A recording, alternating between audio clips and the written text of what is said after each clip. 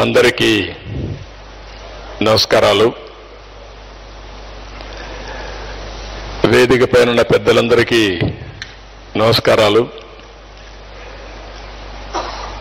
గౌరవనీయులు సహచర మంత్రివర్గ సభ్యులు, గౌరవ పార్లమెంట్ సభ్యులు, గౌరవ శాసన సభ్యులు, జిల్లా కలెక్టర్ గారు, సీనియర్ అధికారులు, ఇరిగేషన్ సెక్రటరీ, అగ్రికల్చర్ సెక్రటరీ అందరూ వచ్చారు. వారందరికీ, కుప్పంలో ఉండే వివిధ వర్గాలకు సంబంధించి అందరూ వచ్చారు. ఇక్కడికి విద్యార్థులు వచ్చారు, డాక్రా సంఘాలు వచ్చారు. రాబోయే రోజుల్లో ప్రాస్పెక్ట్ పారిశ్రామికవేత్తలు కాబోయే యువత కూడా ఈ కార్యక్రమానికి వచ్చారు. అందరికి కూడా, పత్రికా విలేకరులకు అందరికీ పేరు పేరున మనస్ఫూర్తిగా నమస్కారాలు, అభినందనలు, శుభాభినందనలు. అందరికీ సుస్వాగతం. నేను 2024 ఎన్నికైన తర్వాత మొదటిసారి వచ్చాను, రెండోసారి ఇప్పుడు వస్తున్నాను. దగ్గర ఈ ప్రభుత్వం వచ్చి, కొత్త ప్రభుత్వం ఎన్డీఏ ప్రభుత్వం వచ్చి తెలుగుదేశం ఆధ్వర్యంలో 7వ నెల. అదే సమయంలో ఎన్నికల్లో మీరందరూ అనేక ఆస్పిరేషన్స్ పెట్టుకున్నారు. 3 పార్టీల్లో ఉండే కార్యకర్తలు కానీ, ప్రజలు కానీ, యువత కానీ అందరూ కూడా అనేకమైన ఆస్పిరేషన్స్ పెట్టుకున్నారు. దానికి కూడా కారణం మనం చూస్తే 5 సంవత్సరాలు ఈ రాష్ట్రంలో ఒక విధ్వంస పాలన జరిగింది. వ్యవస్థలన్నీ కూడా విధ్వంసం చేసే పరిస్థితికి వచ్చారు. రాష్ట్ర ఆర్థిక పరిస్థితిని చిన్నాభిన్నం చేశారు. ఎవరన్నా ఫ్రీగా మాట్లాడలేని పరిస్థితి తీసుకొచ్చారు. ఫైనల్ గా మనం చూస్తే ఎక్కడికక్కడ అభివృద్ధి స్టాండ్ స్టిల్ అయిపోయి, ఎక్కడ చూసినా ప్రజలను అణిచివేయడానికి ప్రయత్నం చేశారు తప్ప ప్రజలకు మంచి చేయాలన్న ఆలోచన లేకుండా పోయింది. అయితే ఇది నాకు కొత్త కాదు. ఈ నియోజకవర్గం నుంచి ఎమ్మెల్యేగా నేను ఎక్కడున్నా కుప్పం ఎమ్మెల్యేని, ఈ నియోజకవర్గం ఎమ్మెల్యేని. ఆ రోజు సమైక్య ఆంధ్రప్రదేశ్లో కూడా నేను ఎమ్మెల్యేగా ఉండి సుదీర్ఘకాలం 9 సంవత్సరాలు ముఖ్యమంత్రిగా పనిచేశాను. 10 సంవత్సరాలు ప్రతిపక్ష నాయకుడిగా పనిచేశాను సమైక్య ఆంధ్రప్రదేశ్లోని. మళ్లీ మొదటి ముఖ్యమంత్రి ఇక్కడ అయ్యాను, రెండోసారి ముఖ్యమంత్రి అయ్యాను, ప్రతిపక్ష నాయకుడిగా పనిచేశాను. అదే సమయంలో మీరు చూస్తే నేను ఎప్పుడు కూడా రాజకీయాలంటే ఆషామాషిగా తీసుకోవడం కాకుండా, రాజకీయాల ద్వారా ఒక మంచి పాలసీ తీసుకొస్తే, పబ్లిక్ పాలసీ తీసుకొస్తే ప్రజల చరిత్ర, భవిష్యత్తును తిరగరాసే అవకాశం ఉంటుంది. ఈరోజు ఒక దేశంలో ఒక మంచి నాయకుడు ఉండి, ఒక రాష్ట్రంలో ఒక మంచి నాయకుడు ఉండి, లేకపోతే కుటుంబానికి కూడా ఒక సమర్థవంతమైన నాయకుడు ఉంటే, సమర్థవంతంగా ప్లాన్ చేయగలిగితే ఏదైనా సాధ్యం. అది చేసి నిరూపించిన పార్టీ తెలుగుదేశం పార్టీ అని చెప్పి కూడా నేను మీకు తెలియజేస్తున్నా. నేను ఆ రోజే మీరు చూస్తే 95లో ఎవ్వరూ ఊహించని రోజులు విజన్ 2020 తయారు చేశాను. చాలా మంది మాట్లాడారు, చాలా విధంగా విమర్శ చేశారు. ఏ వ్యక్తి అయినా సరే దూరదృష్టి లేకుండా, ఒక డైరెక్షన్ లేకుండా గాలిపటం మారి తిరిగితే జీవితాల్లో ఎవరు పైకి రారు. కానీ ఏ వ్యక్తి అయినా సరే నిర్దిష్టమైన ఆలోచనలు పెట్టుకుని ఒక పద్ధతి ప్రకారం పనిచేయగలిగితే జీవితంలో ఏదైనా సాధించే శక్తి ఉంటుంది. ఈరోజు మీరు ఒక్క విషయం గుర్తుపెట్టుకోవాలి. మొన్నే అంబేద్కర్ జయంతి ఉత్సవాలు కానీ ఇవన్నీ మనం జరుపుకున్నాం. ఆయన కూడా ఒక ఆర్డినరీ మనిషే, పేద కుటుంబంలో పుట్టాడు. రాజ్యాంగాన్ని రాశాడు, దూరదృష్టి ఆలోచించాడు. ఈరోజు ప్రజల గుండెల్లో శాశ్వతంగా మిగిలే పరిస్థితికి వచ్చారు. అదేవిధంగా ఒక మహాత్మా గాంధీ దేశం కోసం పోరాడి స్వాతంత్రం తీసుకొచ్చారు. 75 సంవత్సరాలు పూర్తయ్యాయి. ఇంకొక 25 సంవత్సరాల్లో 100 సంవత్సరాల మనమందరం స్వతంత్ర వేడుకలు జరుపుకోబోతున్నాం. ఈరోజు మీరు చూస్తే మనం తీసుకున్న నిర్ణయాలు, కొంతమంది తీసుకునే నిర్ణయాలు తప్పుడు నిర్ణయాలు తీసుకుంటే అవి ప్రజల పట్ల శాపాలుగా మారుతాయి.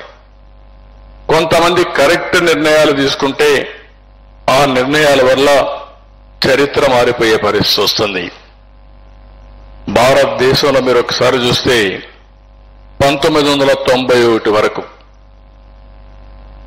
ఆర్థిక సంస్కరణలు లేవు.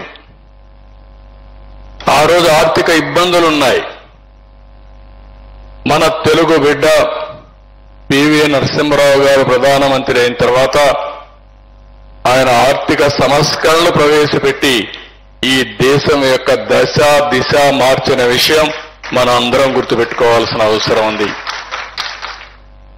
నిన్నే మన్మోహన్ సింగ్ కూడా చనిపోతే అందరం కూడా సంతాపాన్ని నివాళులర్పించాం. ఆయన ఆర్థిక మంత్రిగా ఉండి పనిచేశారు. ఈ విధంగా మనం చెప్పుకుంటూ పోతే చాలా మంది చాలా సందర్భాల్లో ఈ దేశం యొక్క అత్యున్నత స్థాయి తీసుకోవడానికి పనిచేశారు. ఈ సందర్భంగా మీరు ఒకసారి ఆలోచిస్తే ఒక నాయకుడు ఆలోచన ఎట్టుంటుందంటే, ఈ ద్రవిడ యూనివర్సిటీ రావడానికి కారణం నందమూరి తారక రామారావు గారు. ఆయన ఆ రోజు మేమందరం కూర్చొని ఆలోచించాం. మా ఆలోచన ఆ రోజు, అప్పట్లో 4 రాష్ట్రాలు ఉన్నాయి, ఇప్పుడు 5 రాష్ట్రాలు అయినాయి. దక్షిణ భారతదేశంలో ఉండే ద్రవిడ కల్చర్కు ఒక యూనివర్సిటీ ఉంటే బాగుంటుంది. మన సంస్కృతి సాంప్రదాయాల్ని కలిసి ఐకమత్యాన్ని పెంచే విధంగా ఉండాలి. అందుకని ఎక్కడ పెడితే బాగుంటుందని ఆలోచించినప్పుడు నేను కూడా ఆ నిర్ణయంలో భాగమైనప్పుడు నేను ఆయనతో చెప్పాను, ఆంధ్రప్రదేశ్ రాష్ట్రంలో బెస్ట్ ప్లేస్ కుప్పం. దానికి కారణం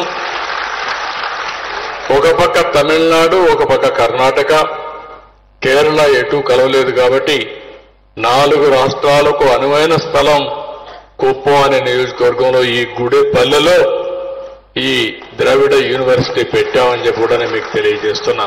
తర్వాత నేను వచ్చిన తర్వాత దీన్ని ఏ విధంగా అభివృద్ధి చేయాలో మళ్లీ అభివృద్ధి చేశాం. ఇటీవల కాలంలో మీరు చూస్తే ఇక్కడ కూడా ఎలాంటి పాలన జరిగారో మనం చూశాం.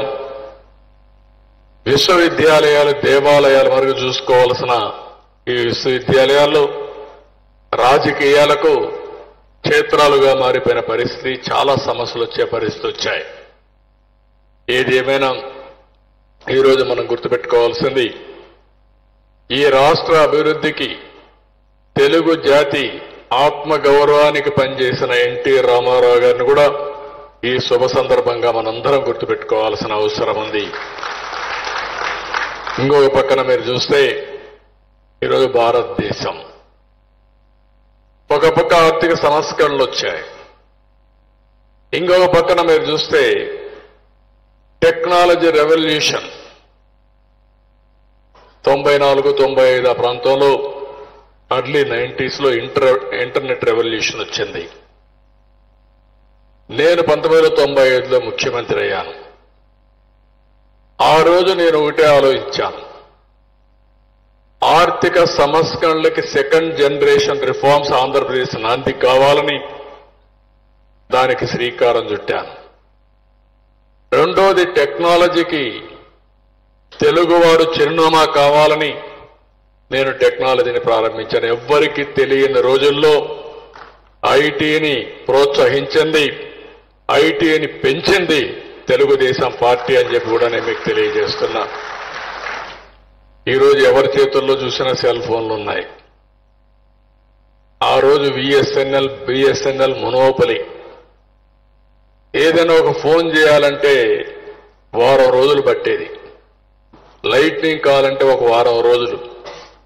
ఎవరైనా ఆ రోజు ఆపరేటర్ తెలిసిన వాళ్ళు ఉంటే మాన్యువల్ ఎక్స్చేంజెస్ కాబట్టి ఆపరేటర్కి ఒకసారి ఫోన్ చేసి చెప్తే అన్ని కట్ చేసి మన ఫోన్ ఇచ్చేసేవాడు.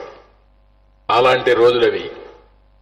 ఆ రోజుల్లోనే చైనా చాలా ఫాస్ట్గా ముందుకు పోతే నేను గట్టిగా ప్రయత్నం చేసి ఆనాటి సక్సెస్ ప్రైమ్ మినిస్టర్స్తో దేవేగౌడ గాని గుజరాల్ గాని తర్వాత వాజ్పేయి గారితో గట్టిగా మాట్లాడి వాజ్పేయి గారి ఆధ్వర్యంలో ఈ యొక్క ఐటీ ఏదైతే కమ్యూనికేషన్ రిఫార్మ్స్ తీసుకొచ్చిన ఘనత భారతదేశానికి వచ్చింది. అందులో ప్రముఖ పాత్ర తెలుగుదేశం పార్టీ పోషించింది. నేను ఇచ్చిన రిపోర్ట్ వేయని ఆ రోజు యాక్సెప్ట్ చేసే పరిస్థితికి వచ్చారు. ఈ రోజు ఒక పక్కన ఆర్థిక సంస్కరణలు, ఇంకొక పక్క ఐటీ ఫస్ట్ మూవర్ అడ్వాంటేజ్, ఇంకొక పక్కన విండ్ ఫాల్ గెయిన్ గా యువత ఒక డెమోగ్రఫిక్ అడ్వాంటేజ్ వచ్చింది మన దేశానికి. అన్ని దేశాలు కూడా మీరు ఒకసారి చూస్తే ఊహించని ఒక ఊబిలో ఒక క్రైసిస్ లో చిక్కునే పరిస్థితికి వచ్చారు.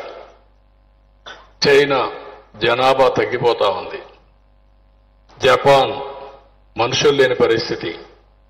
యూరోప్ అదే పరిస్థితి.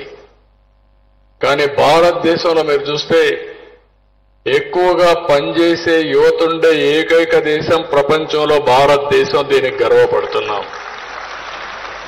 ఒక పక్క టెక్నాలజీ అడ్వాంటేజ్, ఇంకొక పక్కన ప్రతి ఒక్కరు కూడా ఎక్కడికక్కడ చాలా ఫాస్ట్ గా ముందుకు పోయేట్టుగా ఆంటర్‌ప్రెన్యూర్స్ కింద తయారయ్యే పరిస్థితికి వచ్చారు. ఇవి చూసిన తర్వాత నేను చాలాసార్లు చెప్పాను, 2047కి ఎవ్వరికి అనుమానం అవసరం లేదు. ప్రధానమంత్రి నరేంద్ర మోడీ గారు వికసిత్ భారత్ తయారు చేశారు. 2027కి భారతదేశం ప్రపంచంలో నెంబర్ 1 గా కానీ నెంబర్ 2 గా కానీ ఉంటుంది. దీంట్లో అనుమానమే అవసరం లేదు. బాగా కష్టపడితే నెంబర్ 1 అవుతాం, ఒక రకంగా కష్టపడితే నెంబర్ 2 అవుతాం. ఏ మాత్రం అవకాశం లేకపోయినా నెంబర్ 3 మాత్రం తొందరలోనే 2030కి నెంబర్ 3 వరల్డ్లో మనకు వచ్చేస్తుంది.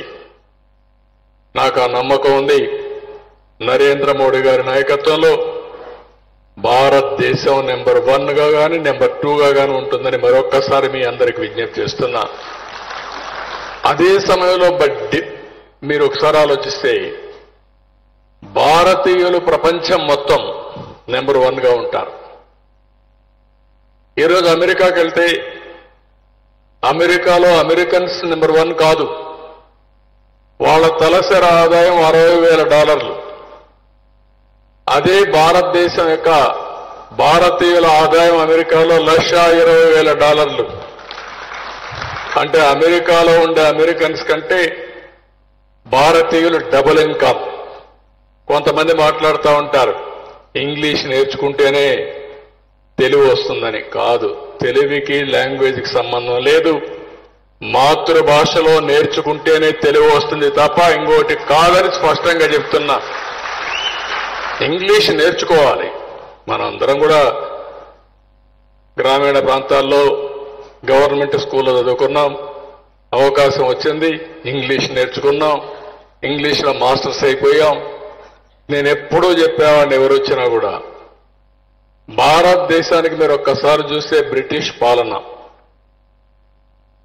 100 సంవత్సరాలు మనం బానిసలుగా బతికాం. కానీ వాళ్ళు పోతూ పోతూ కోహినూరు వజ్రం కూడా తీసుకుపోయారు, కానీ ఇంగ్లీష్ మాత్రం వదిలిపెట్టిపోయారు వాళ్ళు. ఎందుకంటే ఇంగ్లీష్ తీసుకుపోలేకపోయారు. అప్పటికి అందరం నేర్చుకున్నాం, లేకపోతే అది కూడా తీసుకుపోయేవాళ్ళు. ఇంగ్లీష్ ఒక పక్కన మనం నేర్చుకోవడం, ఎవరు చూసినా మీరు చూస్తే ఇప్పుడు కానిస్టేబుల్ అనే మాట ఇంగ్లీష్ పదం, దానికి తెలుగులో ఎవరైనా చెప్తారా అని అడుగుతున్నా. పోలీస్ అనే పదం ఇంగ్లీషు, దానికి తెలుగు ఎవరైనా మాట్లాడుతున్నారని అడుగుతున్నా. మనకు అలవాటు అయిపోయింది. ఇంగ్లీష్ కూడా మన జీవితంలో ఒక భాగం అయిపోయి, మారుమూల గ్రామానికి పోతే బ్రిటన్ నుంచి వచ్చినా అమెరికా నుంచి వచ్చినా ఇంగ్లీష్ వాళ్ళు వస్తే వాళ్ళతో సునాయాసంగా మాట్లాడే తెలివితేటలు మన వాళ్ళకు వచ్చేసాయి. ఇప్పుడు ఇంకొక పక్కన మీరు ఒకసారి చూస్తే ఎంత విచిత్రం అంటే ఈ రోజు ఒక 2-3 నెలలు మన వాళ్ళు పిల్లల దగ్గరికి పోతారు అమెరికాకి. బాగా చదువుకున్నారు, అమెరికాలో సెటిల్ అయ్యారు. ఇక్కడ బోరు కొట్టినప్పుడు కానీ ఎండలు ఎక్కువగా ఉంటే నేరుగా అమెరికాకి వెళ్తారు. ఒక 3 నెలలు ఉంటారు. అమెరికాలో కూడా వీళ్ళు క్లబ్లు పెట్టుకొని బ్రహ్మాండంగా ఎంజాయ్ చేసే పరిస్థితి వచ్చారంటే మన వాళ్ళు వ్యవసాయం చేసే రైతులు కూడా అమెరికాకు పోయి ఎంజాయ్ చేసే పరిస్థితికి వచ్చారంటే దీన్ని బట్టి మీకు అర్థమవుతుంది. అక్కడుండే వారితో సునాయాసంగా వచ్చి రాని ఇంగ్లీష్తో మాట్లాడుతూ మన వాళ్ళు కూడా బ్రహ్మాండంగా ముందుకు పోయే పరిస్థితికి వచ్చారు.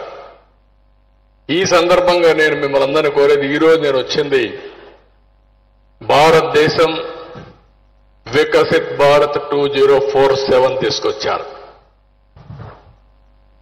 ఎప్పుడు కూడా విజన్లోనే అందరికంటే ముందు ఉంటాను. అందుకనే ఈరోజు రాష్ట్ర ప్రభుత్వం స్వర్ణాంధ్రప్రదేశ్ విజన్ 2047 తీసుకొచ్చాం. మొన్నే లాంచ్ చేశాం. ఈరోజు కుప్పంలో స్వర్ణ కుప్పం 2047 ఈరోజు ఇక్కడ లాంచ్ చేస్తున్నాం. 2047. మీరందరికీ ఒక అనుమానం ఉంటుంది, ఈయనేదో 2047 మాట్లాడుతూ ఇప్పుడు కథ ఏంటి అని. ఇట్లే మాట్లాడారు ఒకప్పుడు. 1999 విజన్ 2020 తయారు చేశాం.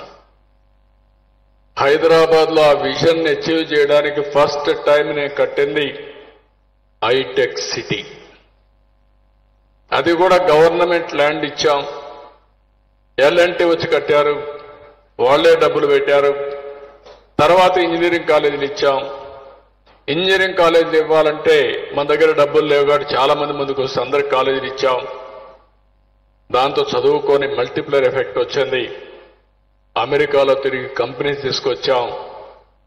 తొలత మన వాళ్ళందరూ ఉద్యోగాలు చేయడానికి కూడా చేతగాని పరిస్థితి నుంచి ఈరోజు ఉద్యోగాలు ఇచ్చే పరిస్థితికి వచ్చారంటే అది తెలుగుదేశం ప్రభుత్వం చూపించిన చొరవ. 25 సంవత్సరాలే. 2024 ఇప్పుడు 25కి వచ్చాం. 25 సంవత్సరాల్లో హైదరాబాద్ నగరం ఒక మహానగరంగా తయారైంది. భారతదేశంలో మోస్ట్ లివబుల్ సిటీ. హైదరాబాద్కు వచ్చిన వాళ్ళు అక్కడి నుంచి పోవాలంటే ఇష్టపడిన పరిస్థితి వచ్చింది. ఇంకో పక్క హైయెస్ట్ పర్ క్యాపిటా ఇన్కమ్ తెలంగాణకు వస్తా ఉందంటే అది హైదరాబాద్ నుంచి వస్తా ఉందంటే అది ఆ రోజు ఇచ్చిన విజన్ అని చెప్పి కూడా నేను మీకు తెలియజేస్తున్నా. ఇప్పుడు అందుకే నేను ఆంధ్రప్రదేశ్ రాష్ట్రానికి 2014లో అధికారంగా వస్తానే చాలా స్పష్టంగా నిర్దిష్టమైన లక్ష్యాలతో ముందుకు పోయాం. 5 సంవత్సరంలో దేశంలో ఎక్కడా జరగని అభివృద్ధి ఆంధ్రప్రదేశ్లో చేశాం. 13.5% CAGR అభివృద్ధి చేసిన ఏకైక పార్టీ తెలుగుదేశం పార్టీ అని చెప్పి కూడా నేను మీకు తెలియజేస్తున్నా. అభివృద్ధికి మాకేంటి సంబంధం అనిపిస్తుంది మీకు? 1% ఎక్కువ అభివృద్ధి అయితే, గ్రోత్ వస్తే 16,000 కోట్ల రూపాయల అదనంగా గవర్నమెంట్కి ఆదాయం వస్తుంది. 16,000 కోట్ల ఆదాయం వస్తే సంక్షేమ కార్యక్రమాలు పెట్టచ్చు, అభివృద్ధి కార్యక్రమాలు చేయొచ్చు, మీ జీవన ప్రమాణాలు పెంచే పరిస్థితికి వస్తాయి. 5 సంవత్సరాలు 4% అభివృద్ధి తగ్గిపోయింది. అంటే దగ్గర 50 నుంచి 16 × 4 = 64, 55 నుంచి 65,000 కోట్లు ప్రభుత్వానికి రావాల్సిన ఆదాయం తగ్గిపోయే పరిస్థితికి వచ్చింది. రాష్ట్రం అప్పుల ఊబిలో చిక్కుకుపోయే పరిస్థితికి వచ్చాం. అందుకే ఈసారి మళ్ళీ నేను ముఖ్యమంత్రి అవుతానే రెండోసారి కుప్పానికి వచ్చాను. రెండోసారి కుప్పానికి వచ్చినప్పుడు స్పష్టమైన నిర్ణయంతో కుప్పానికి ఏం చేయబోతానో రాబోయే 5 సంవత్సరాలు 25 సంవత్సరాలు మీకు చెప్పడానికి వచ్చాను. ఈ విజన్ ఏ ఒక్కరికో కాదు, ఏ ఒక్క గ్రామానికి కాదు. ఈ విజన్ ప్రతి ఒక్క వ్యక్తికి, ప్రతి ఒక్క ఫ్యామిలీకి, ప్రతి ఒక్క కుటుంబానికి, తద్వారా ఈ రాష్ట్ర దేశ అభివృద్ధి చేయడానికి ఈ విషయం తీసుకొస్తున్నాం. ఎప్పుడు కూడా అన్ని సమస్యలు ఒకేసారి పరిష్కారం చేయలేము. అయితే ఈరోజు ఈ సమస్యలు పరిష్కారం చేసేటప్పుడు రెండుగా పెట్టుకున్నాం. ఒకటి, 2047కి ఎక్కడుంటామో ఒక అవగాహన పెంచుకోవడం. ఈరోజు కుప్పానికి ఇచ్చింది విజన్ 2029. 2029కి ఏ విధంగా అభివృద్ధి చేస్తామో నిర్దిష్టమైనటువంటి టార్గెట్స్ పెట్టుకున్నాం. ఏదో 29లో మీకు చెప్పడం కాదు, 29 నుంచి సంవత్సరం వారిగా 25లో ఏం జరుగుతుంది, 26లో ఏం జరుగుతుంది, 27లో ఏం జరుగుతుంది, మళ్ళీ 3 నెలలకు ఒకసారి బ్యాక్వర్డ్ ఇంటిగ్రేషన్ చేసి అన్ని డిపార్ట్మెంట్లలో కూడా నిర్దిష్టమైన ఆలోచనలతో ప్రభుత్వం నుంచి ఏ ఫండ్స్ రావాలి, ప్రైవేట్ నుంచి ఎలాంటి వ్యక్తులు వచ్చి పెట్టుబడులు పెడతారు, అందరినీ సమన్వయం చేసుకుంటూ మనం అనుకున్నటువంటి విజన్ సాధించడానికి ఈ కార్యక్రమాన్ని పెట్టుకున్నాం. ఈ కొండే మిమ్మల్ని అందరినీ ఒకటే కోరుతున్నా, ఇవన్నీ చూసిన తర్వాత మీకు కూడా ఒక ఆలోచన రావాలి. పుట్టినప్పుడు అందరూ మామూలుగానే పుడతాం. చదువుకునే సమయంలో కొంతమంది బాగా చదువుకొని శ్రద్ధ చూపించి ముందుకు పోతారు. కొంతమంది జీవితంలో అనునిత్యం కొత్త విషయాలు నేర్చుకుంటూ, చదువు లేకపోయినా కొత్త విషయాలు అధ్యయనం చేస్తూ జీవితంలో బాగుపడతారు. చదువు అనేది కూడా చాలా ముఖ్యం. అదే సమయంలో చదువుతోనూ సమానంగా పట్టుదలుంటే, చదువు తక్కువైనా పట్టుదల మిమ్మల్ని తీసుకుపోయే పరిస్థితికి వస్తుంది. జీవితమే ఒక అనుభవం నేర్పిస్తుందని చెప్పి కూడా నేను మీకు తెలియజేస్తున్నా. నేను కూడా మీ మారిగా ఒక పల్లెటూరులోనే పుట్టా. 6 కిలోమీటర్లు నడిచాను హై స్కూల్కి పోవడానికి. తర్వాత ఎమ్మెల్యే కావాలనుకున్నా ఎమ్మెల్యే అయ్యాను. తర్వాత మంత్రి అయ్యాను, ముఖ్యమంత్రి అయ్యాను. అయితే మీకు అనిపిస్తుంది అందరికీ జాక్పాట్ అని. జాక్పాట్ ఎవరికి కాదు. జీవితంలో కష్టపడితేనే జీవితంలో పైకి వస్తాం, లేకపోతే ఎవరు కూడా పైకి రారు. ఒకసారి అవకాశం వస్తుంది కానీ ఆ అవకాశాన్ని సద్వినియోగం చేసుకోకపోతే మళ్ళా ఇది వైకుంఠపాడే, మళ్ళా కిందికి వస్తారు. మీరు పైకి పోయిన వాళ్ళు కింద పడతారు. అది వ్యాపారాల్లో కావచ్చు, రాజకీయం కావచ్చు, నిజ జీవితంలో కావచ్చు, ఏదైనా సరే ఇవన్నీ ఉంటాయి. నేను అందుకని ఈసారి ఇన్నిసార్లు నేను రాష్ట్రమంతా శ్రద్ధ పెట్టా, మేజర్గా అన్ని విషయాల్లో ముందుకు పోయాను. ఈసారి మాత్రం చాలా స్పష్టంగా ప్రతి ఒక్క నియోజకవర్గానికి ఒక విషయం తయారు చేపిస్తాం. ఇక్కడ ఎమ్మెల్యేస్ అంతా ఉన్నారు, మనం అందరం పనులు చేస్తున్నాం. మనం ప్రజలకు కానీ దగ్గరుండి వాళ్ళ యాస్పిరేషన్స్ ఎప్పటికప్పుడు నెరవేరుస్తూ వాళ్ళకు అందుబాటులో ఉండి ఏం చేయాలో చెప్పగలిగితే శాశ్వతంగా ఎమ్మెల్యేలుగా పెట్టుకునే పరిస్థితి వస్తుంది. కుప్పం నియోజకవర్గంలో మీరు చూస్తే ఇప్పటికి తెలుగుదేశం పార్టీ పెట్టినప్పటి నుంచి వేరే జెండా చూడని నియోజకవర్గం కుప్పం నియోజకవర్గం అన్నిసార్లు గెలిపించారు. అంటే ఇక్కడుండే ప్రజల అభిమానం, పార్టీ మీద ఉండే నమ్మకాలు కూడా వస్తాయి. ఈ నమ్మకాన్ని ఎప్పటికప్పుడు కాపాడుకుంటూ వచ్చినటువంటి తెలుగుదేశం పార్టీ కార్యకర్తలను కూడా మనస్ఫూర్తిగా అభినందిస్తున్నా, ధన్యవాదాలు తెలియజేస్తున్నా. వాళ్ళ శ్రమ కూడా చాలా ఉంది. ఈరోజు తిరిగి మీ రుణం తీర్చుకోవడానికి ఇక్కడికి వచ్చాను. ఈ 5 సంవత్సరాల్లో అన్ని విషయాలు మనం ఎక్కడున్నాం, ఏం చేస్తే మనం ముందుకెళ్తాం, దీనికి రిసోర్సెస్ ఏం కావాలి, ఫైనాన్షియల్ రిసోర్స్ ఏం కావాలి, మిగిలిన అన్నీ కూడా ఒక స్పష్టమైన వైఖరితో నేను ఇక్కడికి వచ్చాను. ఇది అయిన తర్వాత మీకు ఒక ఐడియా వస్తుంది. అందుకే కాడా అథారిటీ కూడా తీసుకొచ్చాం, కుప్పం ఏరియా డెవలప్మెంట్ అథారిటీ తీసుకొచ్చాం. ఒక ఐఏఎస్ ఆఫీసర్ని, యంగ్స్టర్ని, వికాస్ని దానికి స్పెషల్ ఆఫీసర్గా పెట్టాం. కలెక్టర్ కూడా యువకుడు, ఉత్సాహవంతుడు, వారికి కూడా అప్పచెప్పాను. జిల్లా లెవెల్లో ఎలాంటి ఇబ్బందులు లేకుండా చేయడం ఆయన బాధ్యత. ఇక్కడ నాకంటే ఎక్కువ స్పీడ్ పరిగెత్తాల్సిన బాధ్యత వికాస్కుంది. కాడా స్పెషల్ ఆఫీసర్ మీద ఉంది. నేను ఎప్పుడు కూడా రేపు పని నిన్నే అయిపోవాలని కోరుకుంటాను. అది నా నైజం. అందుకే నేను ఎప్పుడు ఇంపేషెంట్గా ఉంటాను. నేను ఏదైనా ఒక లక్ష్యం అనుకుంటే ఆ లక్ష్యాన్ని సాధించే వరకు నేను ఎక్కడ కూడా వెనుకాడను. కష్టాలని ఉంటాయి, ఇబ్బందులుంటాయి. అసాధ్యమైన పనిని సుసాధ్యం చేస్తేనే మనకు ఒక తృప్తి ఉంటుంది, సాటిస్ఫాక్షన్ ఉంటుంది. అలాంటి దానికి ఈరోజు నాంది పలుకుతున్నాం. ఈరోజు నేను అందుకని మొత్తం ప్రజెంటేషన్ చేస్తా. తర్వాత ఏదైనా డౌట్స్ ఉంటే మీరు అడగండి. అవి కూడా చెప్పిన తర్వాత ఈరోజు ఇక్కడ విజన్ డాక్యుమెంట్ నేను చేసి వెళ్ళిపోతే, ఒక పుస్తకంలో పెట్టి వెళ్ళిపోతే, మీరు కూడా ఇనేసి ఇంటికి వెళ్ళి పడుకుంటే ఇది నిజ రూపం దాల్చదు. Be clear on that. ప్రతి ఒక్క ఇంటిలో చర్చ జరగాలి.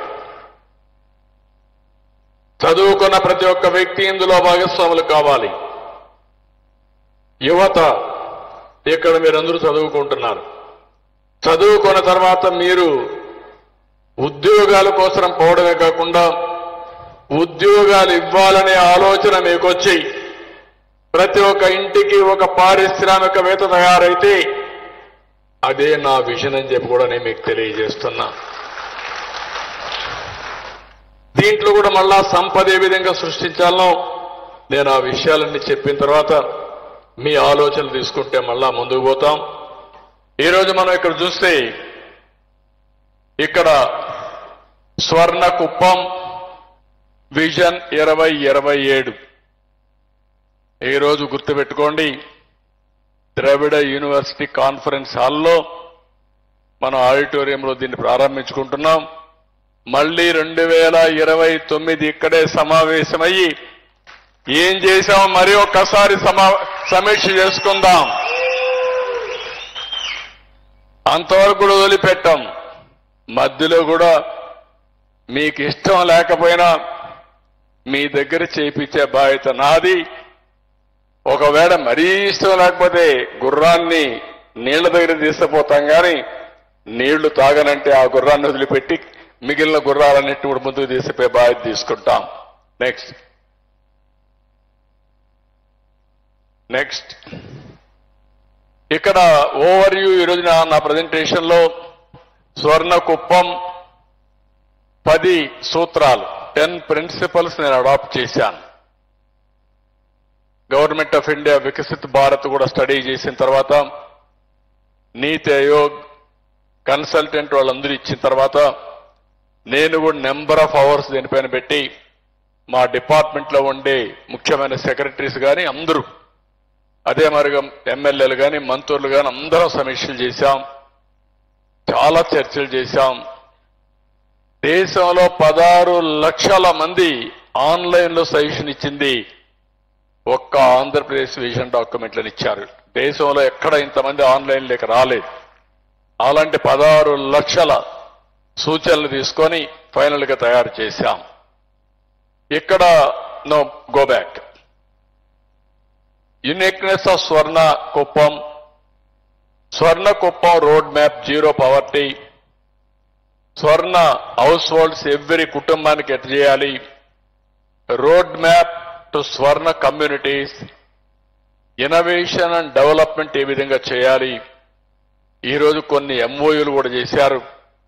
భవిష్యత్తులో ఇంకా ఇలాంటి ప్రైవేట్ పబ్లిక్ పార్ట్నర్షిప్తో పెద్ద ఎత్తున పెట్టుబడులు కూడా తీసుకొచ్చి ఈ కుప్పం యొక్క దిశ మార్చేట్టుగా ముందుకు పోతాం. నెక్స్ట్ ఇక్కడ మీరు చూస్తే by 2029 Kuppam constituency envisages to be a model constituency that nurtures a thriving community where every citizen has access to quality of services, economic opportunities and high standard of living. చాలా స్పష్టంగా ప్రతి ఒక్కరి జీవన ప్రమాణాలు పెంచి మీ ఆరోగ్యాన్ని పెంచే విధానానికి రూపకల్పన చేస్తున్నాం. నేను 3 ప్రిన్సిపల్స్ పెట్టుకున్నాను. 1 వెల్తీ, 2 హెల్తీ, 3 హ్యాపీ. 1 మీకు డబ్బులు రావాలి, సంపద రావాలి. 2 మీరు ఆనందంగా ఉండాలి. ముందు ఆరోగ్యంగా ఉండాలి. ఆరోగ్యం లేకపోతే ఆనందం ఉండదు. డబ్బులు ఉన్నాయి, అనారోగ్యంతో బాధపడతా ఉంటే జీవితాన్ని మీరు ఎంజాయ్ చేయలేరు. డబ్బులున్నాయి, ఆరోగ్యం ఉంది, 24 గంటల అన్హ్యాపీనెస్ ఉంటే అది జీవితమే కాదు. మనిషి ఏ పని చేసినా ఆనందంగా ఉండాలి. అలాంటివి 3 ప్రిన్సిపల్స్ పెట్టుకున్నాను. మళ్ళీ గుర్తుపెట్టుకోండి. 1 వెల్తీ, 2 హెల్తీ, 3 హ్యాపీ. ఈ 3 ప్రిన్సిపల్స్ పైనే నేను ఈరోజు ఈ విజన్ డాక్యుమెంట్ తయారు చేశామని చెప్పి కూడా నేను మీకు తెలియజేస్తున్నా. నెక్స్ట్, ఈరోజు ఇక్కడ చూస్తే స్వర్ణ కుప్పం టువర్డ్స్ జీరో పావర్టీ. ఇంతవరకు మనం చాలాసార్లు మాట్లాడాం. ఎన్టీ రామారావు గారి కళ పేదరికం లేని సమాజం. ఈరోజు నేను చెప్తున్నా, మొదటిసారి జీరో పావర్టీ. ఈ రాష్ట్రంలో పేదవాళ్ళందరినీ అబవ్ పావర్టీకి తెచ్చే మొదటి స్టెప్. దానికి ఈ రోజే ఈ కుప్పంలో ఫౌండేషన్ వేశాం. ఇక్కడి నుంచి ఎవ్వరు కూడా పేదవాళ్ళుంటే వాళ్ళపైన ప్రత్యేకమైన శ్రద్ధ పెట్టి అందరితో సమానంగా కాకపోయినా పేదరికం నుంచి మొదటి దశ పైకి తీసుకొస్తాం. ఏ విధంగా తీసుకొస్తాం కూడా నేను ఎక్స్ప్లెయిన్ చేస్తాను. నెక్స్ట్, ఇక్కడ మీరు చూస్తే మొత్తం స్వర్ణ కుప్పానికి 10 సూత్రాలు పెట్టుకున్నాం. 1 ముందు నేను చెప్పాను, జీరో పావర్టీ. ఆ జీరో పావర్టీలో మీకు మళ్ళీ చెప్తున్నాను, జీరో పావర్టీ ఈరోజు మనం ఒకసారి చూస్తే ఆర్థిక సంస్కరణల తర్వాత P3 అని వచ్చింది. అంటే పబ్లిక్ ప్రైవేట్ పార్ట్నర్షిప్. ఒక రోడ్డు వేయాలి, ప్రభుత్వం దగ్గర డబ్బులు లేవు, ఒక ప్రైవేట్ వ్యక్తి వస్తాడు, ప్రభుత్వంతో ఒక అవగాహన చేసుకుని ఆ పని పూర్తి చేసి అవసరమైతే వేరియస్ మోడల్స్ గవర్నమెంట్ డబ్బులు ఇస్తుంది, వైబిలిటీ గ్యాప్ ఫండింగ్, లేకుంటే యూజర్స్ కూడా కొంత కాంట్రిబ్యూట్ చేస్తారు. ఇట్లా అనేక ప్రిన్సిపల్స్ వస్తారు. మీ టెలిఫోన్లు కూడా పబ్లిక్ ప్రైవేట్ పార్ట్నర్షిప్పే. ఇంకో పక్కన ఒక పవర్ కానీ కరెంటు కానీ చాలా మంది ప్రైవేట్ వ్యక్తులు కూడా ఉత్పత్తి చేస్తారు. ఎక్కడో డబ్బులు తీసుకొచ్చి పెడతారు, మళ్ళా దీంట్లో కలెక్ట్ చేస్తారు. ఇది ఒక పాలసీ కింద 20, 30, 40 ఏళ్లుగా మనం చేస్తున్నాం. అంటే 91 నుంచి 2021 అయింది. 34 సంవత్సరాల పైగా చేశాం. దీనివల్ల ప్రజలకు మేలు జరిగింది. గుంతలు ఉండే రోడ్డు మీద ఈరోజు రోడ్లో కార్లు బాగా పోగలుగుతున్నాం. మెరుగైన కరెంట్ వచ్చింది. ఇంట్లో కూర్చొని దర్జాగా టెలిఫోన్లో మాట్లాడుకుంటున్నాం. అదే సమయంలో ప్రజలకు లాభం వచ్చింది. కొంతమంది వ్యక్తులు మాత్రం కోటీశ్వరులు అయిపోయారు. పేదవాళ్ళు అనుకున్నంత ప్రగతిని సాధించలేకపోయారు. అందుకే ఈ రోజు ఈ సందర్భంగా నేను ఇంట్రడ్యూస్ చేసేది P4 అంటున్నాను. పబ్లిక్ అంటే ప్రభుత్వం, ప్రజలంటే పేదవాళ్ళు, ప్రైవేట్ అంటే ఎవరైతే సమాజం వల్ల పైకొచ్చిన వ్యక్తులు. పార్ట్నర్షిప్ చేయాలి. డబ్బులుండే వాళ్ళు ఉన్నారు, టాప్ 10% అనుకోండి. బాటమ్ 20%ని నర్చర్ చేయాలి, హ్యాండ్ హోల్డ్ చేయాలి, మెంటరింగ్ చేయాలి. ఈరోజు ఒక్క విషయం చెప్తున్నాను, పేదరిక నిర్మూలన చేయడం నా ఒక్కరే బాధ్యత కాదు, ఒక్క ప్రభుత్వం వల్లనే సాధ్యం కాదు. మనందరం ఆలోచించాల్సింది, సమాజం వల్ల గుర్తింపు వచ్చిన ప్రతి ఒక్క వ్యక్తి ఒక కుటుంబాన్ని కానీ 10 కుటుంబాలని పైకి తీసుకురాగలిగితే అదే నిజమైన సమాజం పట్ల మీకు విశ్వాసం అని చెప్పి కూడా నేను మీకు తెలియజేస్తున్నా. ఇది చేయాల్సిన బాధ్యత ఉంది. ఈరోజు గవర్నమెంట్ స్కూల్లో చదువుకున్నాం. గవర్నమెంట్ స్కూల్లో మెడికల్ కాలేజీలో డాక్టర్లు చేశాం, ఇంజనీర్లు చేశాం, పీపీపీ మోడల్లో కోట్ల రూపాయలు సంపాదించాం. ఇవన్నీ కూడా సమాజం వల్ల వచ్చాయి. తిరిగి ఆ సమాజానికి పే చేయాల్సిన బాధ్యత మనందరి పైన ఉంది. అందుకే జన్మభూమి పెట్టాం. ఈరోజు ఇలాంటి కార్యక్రమానికి శ్రీకారం చుడుతున్నా. ప్రభుత్వం ఇచ్చేట అన్ని ఇస్తాం. నేను ఒకటి చెప్తున్నా, కుప్పంలో ఈ మోడల్ అడాప్ట్ చేసి రాష్ట్రమంతా కూడా అడాప్ట్ చేసి దేశానికి ఒక ఆదర్శంగా P4 తయారు చేసే బాధ్యత మనందరిదని చెప్పి మరొకసారి మీ అందరికీ విజ్ఞప్తి చేస్తున్నా. కొంతమంది రాకపోవచ్చు, స్వార్థపరులు ఉండొచ్చు, కానీ ఇంకా సమాజం పట్ల ఒక విశ్వాసం కానీ బాధ్యతగానే ఉండేవాళ్ళు చాలా మంది ఉన్నారు. అందుకే మొన్న కూడా నేను ప్రపంచ తెలుగు మహాసభల్లో చెప్పినప్పుడు మాతృభూమి ఏదైతే ఉందో జన్మభూమి ఉంది, కర్మభూమి మీరు అక్కడ మీ ఉద్యోగాలు చేస్తున్నారు, అక్కడ కూడా పనులు చేయండి, కానీ జన్మభూమిని మర్చిపోవద్దని వాళ్ళందరికీ విజ్ఞప్తి చేశాను. దానికోసం పనిచేస్తామని చెప్పి కూడా నేను మీకు తెలియజేస్తున్నా. రెండవది, జీరో పావర్టీ అయిన తర్వాత ఉద్యోగాలు. నేను చాలా స్పష్టంగా ఉన్నాను, ప్రతి ఒక్కరికి పని కల్పించాలి. చేతి నిండా పని ఉంటే మీ ఆరోగ్యం చాలా బాగుంటుంది. పని లేకపోతే లేనిపోని ఆలోచనలు వచ్చి లేనిపోని లా అండ్ ఆర్డర్ సమస్యలు క్రియేట్ చేసి సమాజానికి ఒక ఆస్తిగా ఉండవలసిన వ్యక్తులు సమాజానికి ఒక సవాలుగా కూడా తయారయ్యే పరిస్థితి వస్తుంది. అందుకని ఎంప్లాయ్మెంట్ అందరికీ ఏదో ఒక పని క్రియేట్ చేయడం ఈ ప్రభుత్వం యొక్క బాధ్యత. అందుకే ఉద్యోగాల్లో కూడా నేను ఒకటే చెప్పాను, ఎన్ని ఉద్యోగాలు ఎక్కువ ఇస్తే అంత ఎక్కువ ఇన్సెంటివ్స్ ఇస్తానని చెప్పాను. ఈరోజు ఇంకొక విషయం కూడా మీరు గుర్తుపెట్టుకోవాలి, వర్క్ ఫ్రమ్ హోమ్ వచ్చింది, నైబర్హుడ్ వర్కింగ్ వచ్చేసింది. ఇంట్లో కానీ సరిగా లేకపోతే పక్కింట్లో మంచి రూమ్ ఉంటే అక్కడ ఒక 5 మంది కూర్చొని పనిచేసే పరిస్థితికి వచ్చారు. ప్రపంచంలో చాలా కంపెనీలు వాళ్ళ ఖర్చులు తగ్గించుకోవడానికి వర్క్ ఫ్రమ్ హోమ్ ని, నైబర్హుడ్ ని ప్రోత్సహిస్తున్నారు. దీంట్లో ఇంకొక స్టెప్ ముందుకెళ్ళి నేనైతే ఏదైతే వర్క్ స్టేషన్స్ క్రియేట్ చేసి నెలలో 10 రోజులు అక్కడ పనిచేసి 20 రోజులు ఇంటి దగ్గర పనిచేస్తే 10 మందితో కలిసినప్పుడు మీకు ఒక నమ్మకం వస్తుంది, మీకు స్కిల్ డెవలప్మెంట్ కూడా చేయడానికి అవకాశం వస్తుంది. ఈ 2 విషయాలు కూడా పెట్టాను. ఇంకో పక్కన కో వర్కింగ్ స్పేస్ అని పెద్ద పెద్ద కంపెనీలన్నీ వస్తున్నాయి. వాళ్ళకు కూడా చెప్పాను బెస్ట్ ఇన్సెంటివ్స్ ఇస్తానని.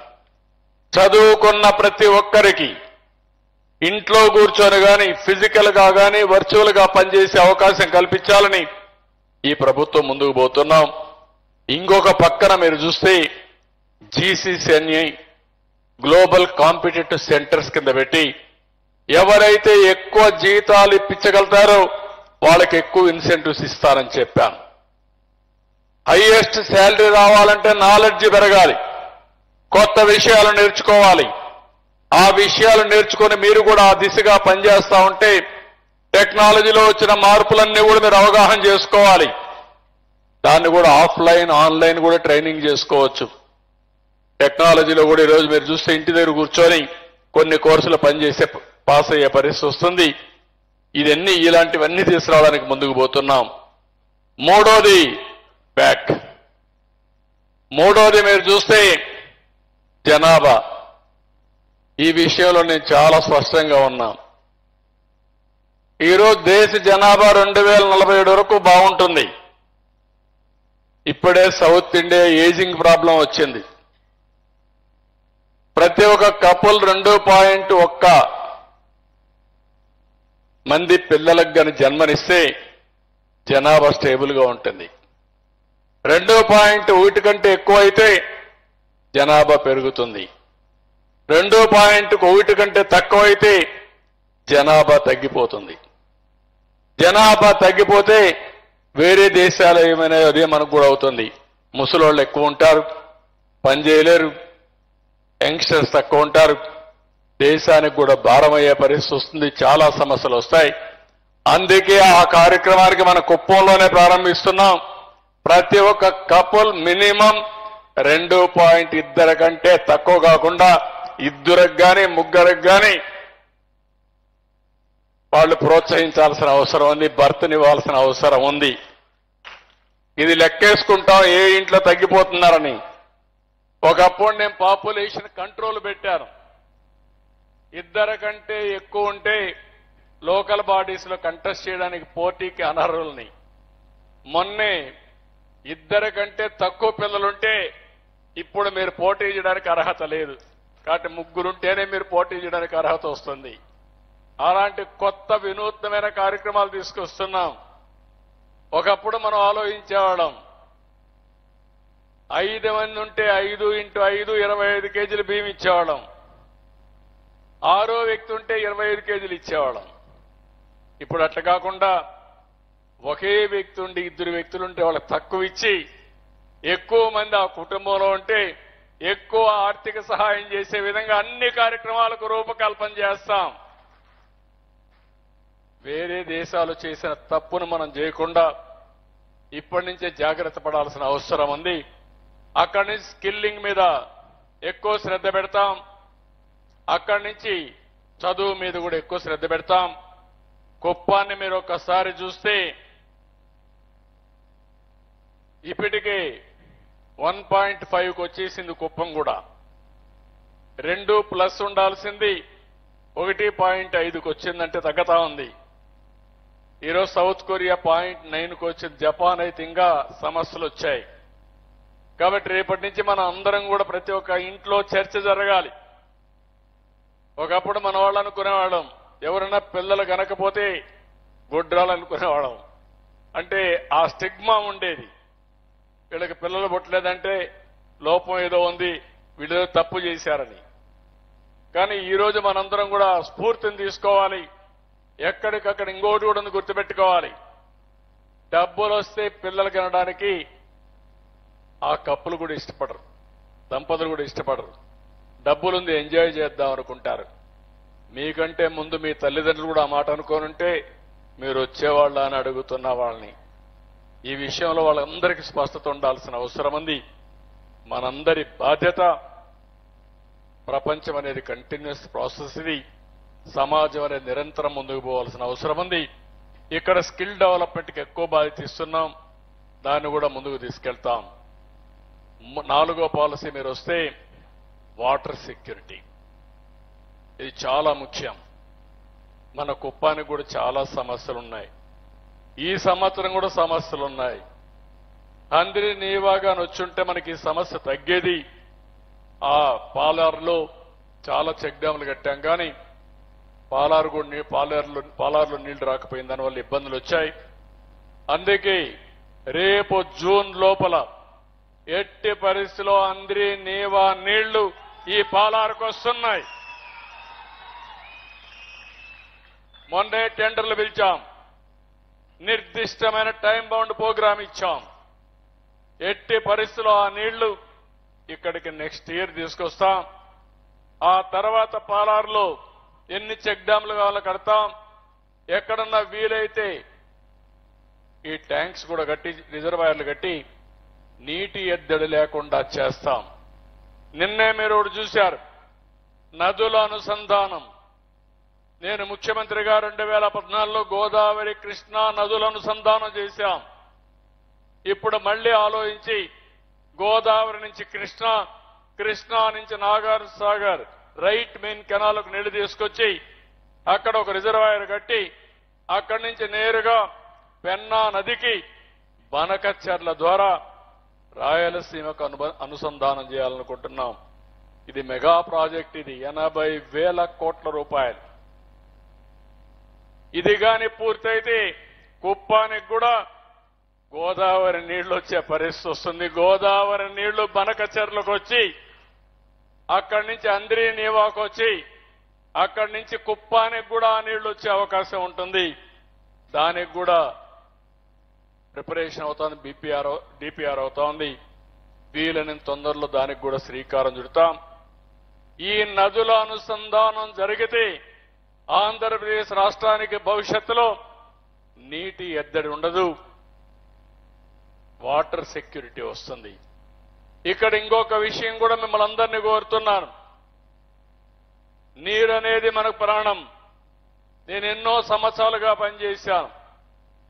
ఏదైతే భూగర్భ జలాలు పెంచాలి, వర్షపు నీరుని భూగర్భ జలాలుగా మార్చుకోవాలంటే చెక్ డ్యాంలు కట్టాలి, కంటూర్ ట్రించెస్ తోవాలి. అదే మరి ఎక్కడికక్కడ నీటి ప్రవాహానికి అడ్డుకట్టేసి ఆ నీరు భూమిలో ఇంకే విధంగా చేసుకోవాలి. భూమినే ఒక జలాశయంగా తయారు చేయాలి. ఇది చేయగలిగితే వర్షాకాలం కంటే ముందు 8 మీటర్లలో ఉండాలి, వర్షాకాలం తర్వాత 3 మీటర్లు ఉండాలి.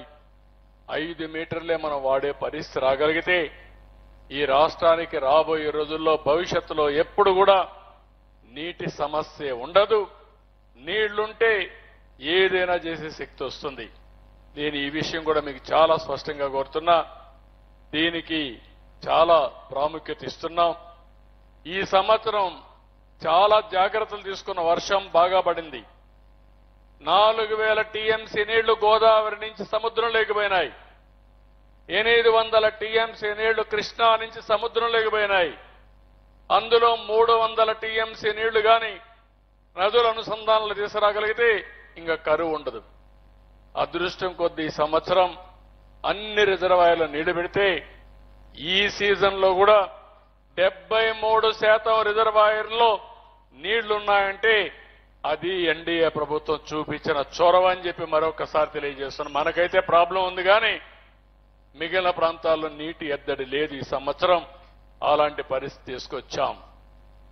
అదే మరి ఇక్కడికి వచ్చినప్పుడు ఇంకొక పాయింట్ మీరు చూస్తే ఏదైతే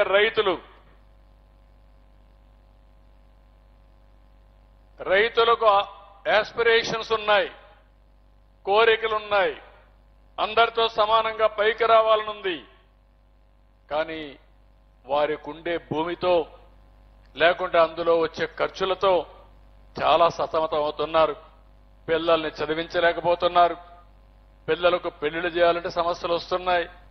ఇంకో పక్కన అప్పుల ఊబిలో పోతున్నారు. ఓసారి సరిగా పంటలు పండకపోతే కరువు వచ్చినా తుఫాన్ వచ్చినా నష్టపోయి ఎంతో ఇబ్బంది పడే పరిస్థితి వస్తా ఉంది. అందుకనే రైతులకు ఒక సెక్యూరిటీ ఇవ్వాలి, ఆదాయాన్ని పెంచాలి, ఖర్చులు తగ్గించాలి.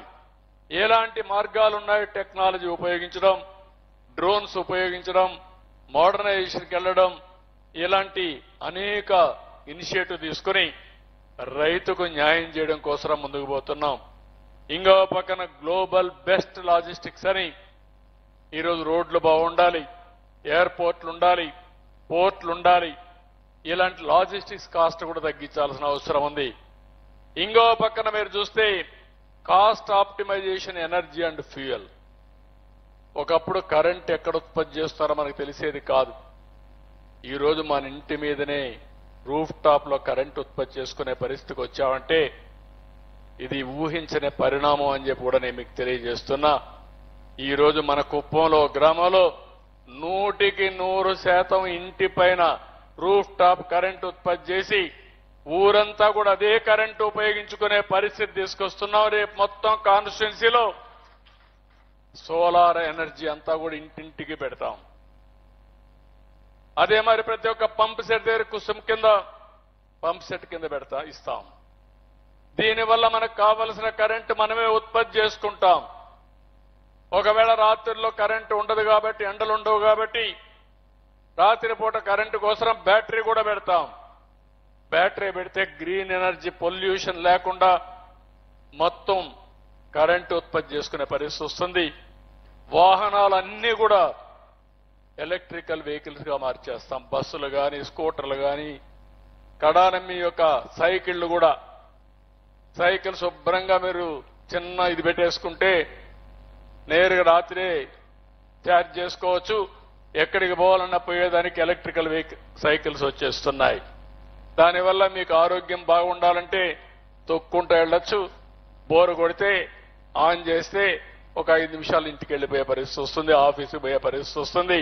ఫ్రెష్ ఎయిర్ ఉంటుంది కాబట్టి సైకిల్ ఇది ది బెస్ట్. కుప్పంలో రాబోయే రోజులు నడవడం కానీ, సైకిల్ ఎక్కితే సేఫ్ గా ఉంటాం. క్షేమంగా ఉంటాం, ఆరోగ్యంగా ఉంటాం. దీంట్లో అనుమానమే అవసరం లేదు.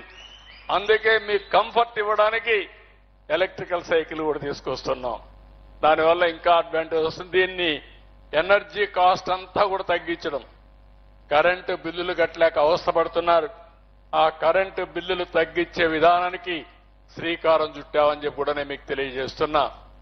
ఇంకో పక్క మనం తయారు చేసే వస్తువులు, ఏ వస్తువు కానీ పర్ఫెక్షన్ ఉండదు. మనం తయారు చేసే ఆహార ఉత్పత్తుల్లో పర్ఫెక్షన్ లేదు, టెక్నాలజీలో సర్వీస్ ప్రోడక్ట్స్ లో పర్ఫెక్షన్ లేదు. అందువల్ల వేరే వాళ్ళు తయారు చేసిన వస్తువులు ప్రపంచంలో దానికి డిమాండ్ ఉంది, మన వస్తువులకు డిమాండ్ లేదు. డిమాండ్ లేదు కాబట్టి మనకి ఎక్కువ ఆదాయం వచ్చే పరిస్థితి కూడా లేదు. అందుకే టెక్నాలజీ నుంచి అన్ని కూడా ఆలోచిస్తున్నా, ప్రోడక్ట్ పర్ఫెక్షన్ కోసం ముందుకు పోతున్నాం అని చెప్పి కూడా నేను మీకు తెలియజేస్తున్నా. ఇంకో పక్క స్వచ్ఛ భారత్ కుప్పం, ఈ విషయంలో కూడా మీరు గుర్తుపెట్టుకోవాలి. పరిశుభ్రంగా పెట్టుకోవాలి మన గ్రామాన్ని, మన ఇండ్లు పరిశుభ్రంగా ఉండాలి. అదే మరి ఎక్కడ చూసినా పచ్చదనం ఉండాలి. మన ఆలోచనలు కూడా శుద్ధమైన ఆలోచనలు ఉండాల్సిన అవసరం ఉంది. ఇంకో పక్క ప్రతి ఒక్కరికి మరుగుదొడ్డు ఉండాలి. అదే మరి ఇంటింటికి ఏం కావాలో అన్ని వర్కౌట్ చేస్తాం. ఇంకో పక్క మురికి కాలువలన్నీ పరిశుభ్రంగా ఉండాలి. అదే మరిగా మనం వదిలిపెట్టినటువంటి చెత్త చెదారం అన్ని వేస్ట్ కాకుండా దాన్ని వేస్ట్ నుంచి కాంపోస్ట్ తయారు చేసి సంపద సృష్టించే మార్గాలున్నాయి. దానికి కూడా శ్రీకారం చుడతాం. వీలైనంత తొందరలో ఈ కుప్పాన్ని ఒక స్వచ్ఛ కుప్పంగా తయారు చేసే బాధ్యత ఇక్కడుండే మీ మీద వదిలిపెడుతున్నాను. ఈ నియోజకవర్గంలో ఉండి ప్రజలందరికీ వదిలిపెడుతున్నా. జపాన్లో మీరు చూస్తే ఎక్కడన్నా ఒక కాగితం కనపడితే ఆ కాగితాన్ని తీసుకుని పర్సులో పెట్టి ఇంటికి వెళ్ళిన తర్వాత డస్ట్బిన్లో వేస్తారు. అందుకే రోడ్లు కూడా వాళ్ళు క్లీన్ చేయరు, అంత క్లీన్ గా ఉంటాయి. అలాంటి సంస్కృతి మనకు రావాలి. అలాంటి అలవాటు మనం నేర్చుకోవాల్సిన అవసరం ఉంది. లాస్ట్కి వచ్చే కొందికి టెక్నాలజీ, డీప్ టెక్. అందరికీ ఫోన్లు ఉన్నాయి. ఇప్పుడు మీ ఫోన్ ద్వారా మీరు వాడేది 10% కూడా మీరు సరిగా వాడుకోవడంలా. ఇప్పుడు కొత్తగా సెల్ఫీలు తీసుకోవడం నేర్చుకున్నారు, అంతవరకు వచ్చారు. కానీ ఆ సెల్ఫీతోనే లాభం లేదు, ఇంకా చాలా లాభాలున్నాయి. తొందరలోనే రియల్ టైం గవర్నెన్స్ లో కూడా ఏదైతే మీరు అనుకున్నట్టు వాట్సాప్ గవర్నెన్స్ తీసుకొస్తున్నాం. 150 పనులు మీరు ఇంట్లో కూర్చొని మెసేజ్ పెడితే ఇమ్మీడియట్ గా మీకు సమాధానం చెప్పే విధానానికి తొందరలోనే శ్రీకారం చుడుతున్నామని చెప్పి కూడా నేను మీకు తెలియజేస్తున్నా. ఏ సర్టిఫికేట్ కావాలన్నా ఆన్లైన్ లో తీసుకునే ఏర్పాటు చేస్తాం.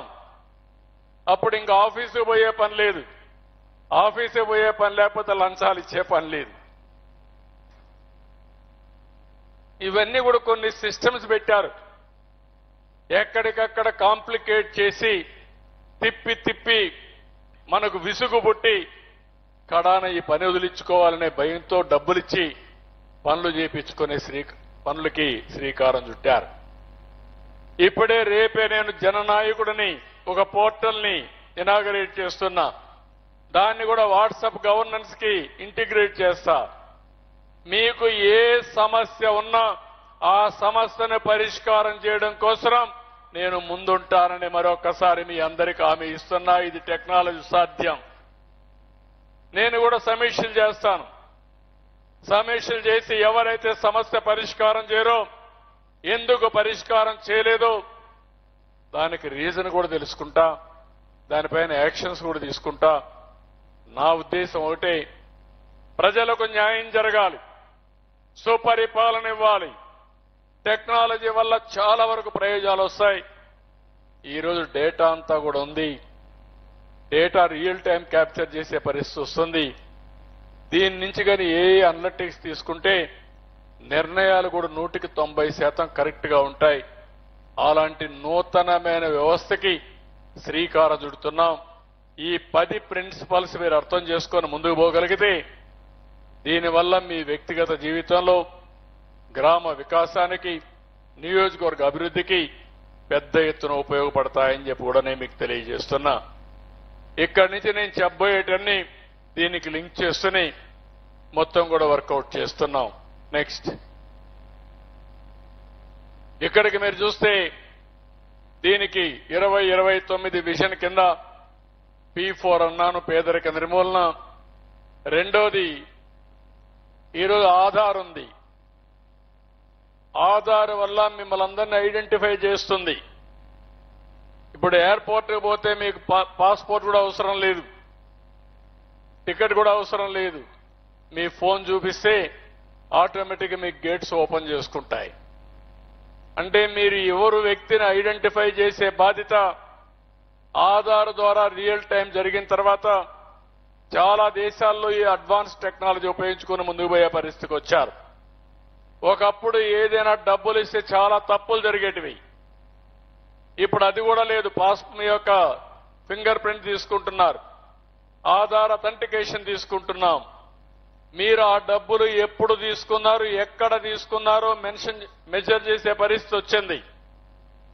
ఈరోజు పెన్షన్ తీసుకొని పెన్షన్ రాలేదని బుకాయిస్తే కాదు, పలాని చోట పలాని టైంలో తీసుకున్నారని చెప్పి చూపించే అవకాశం వచ్చిందంటే అది ఈరోజు ఆధార్ అథెంటికేషన్ వచ్చింది, యుఏఐడి వచ్చింది.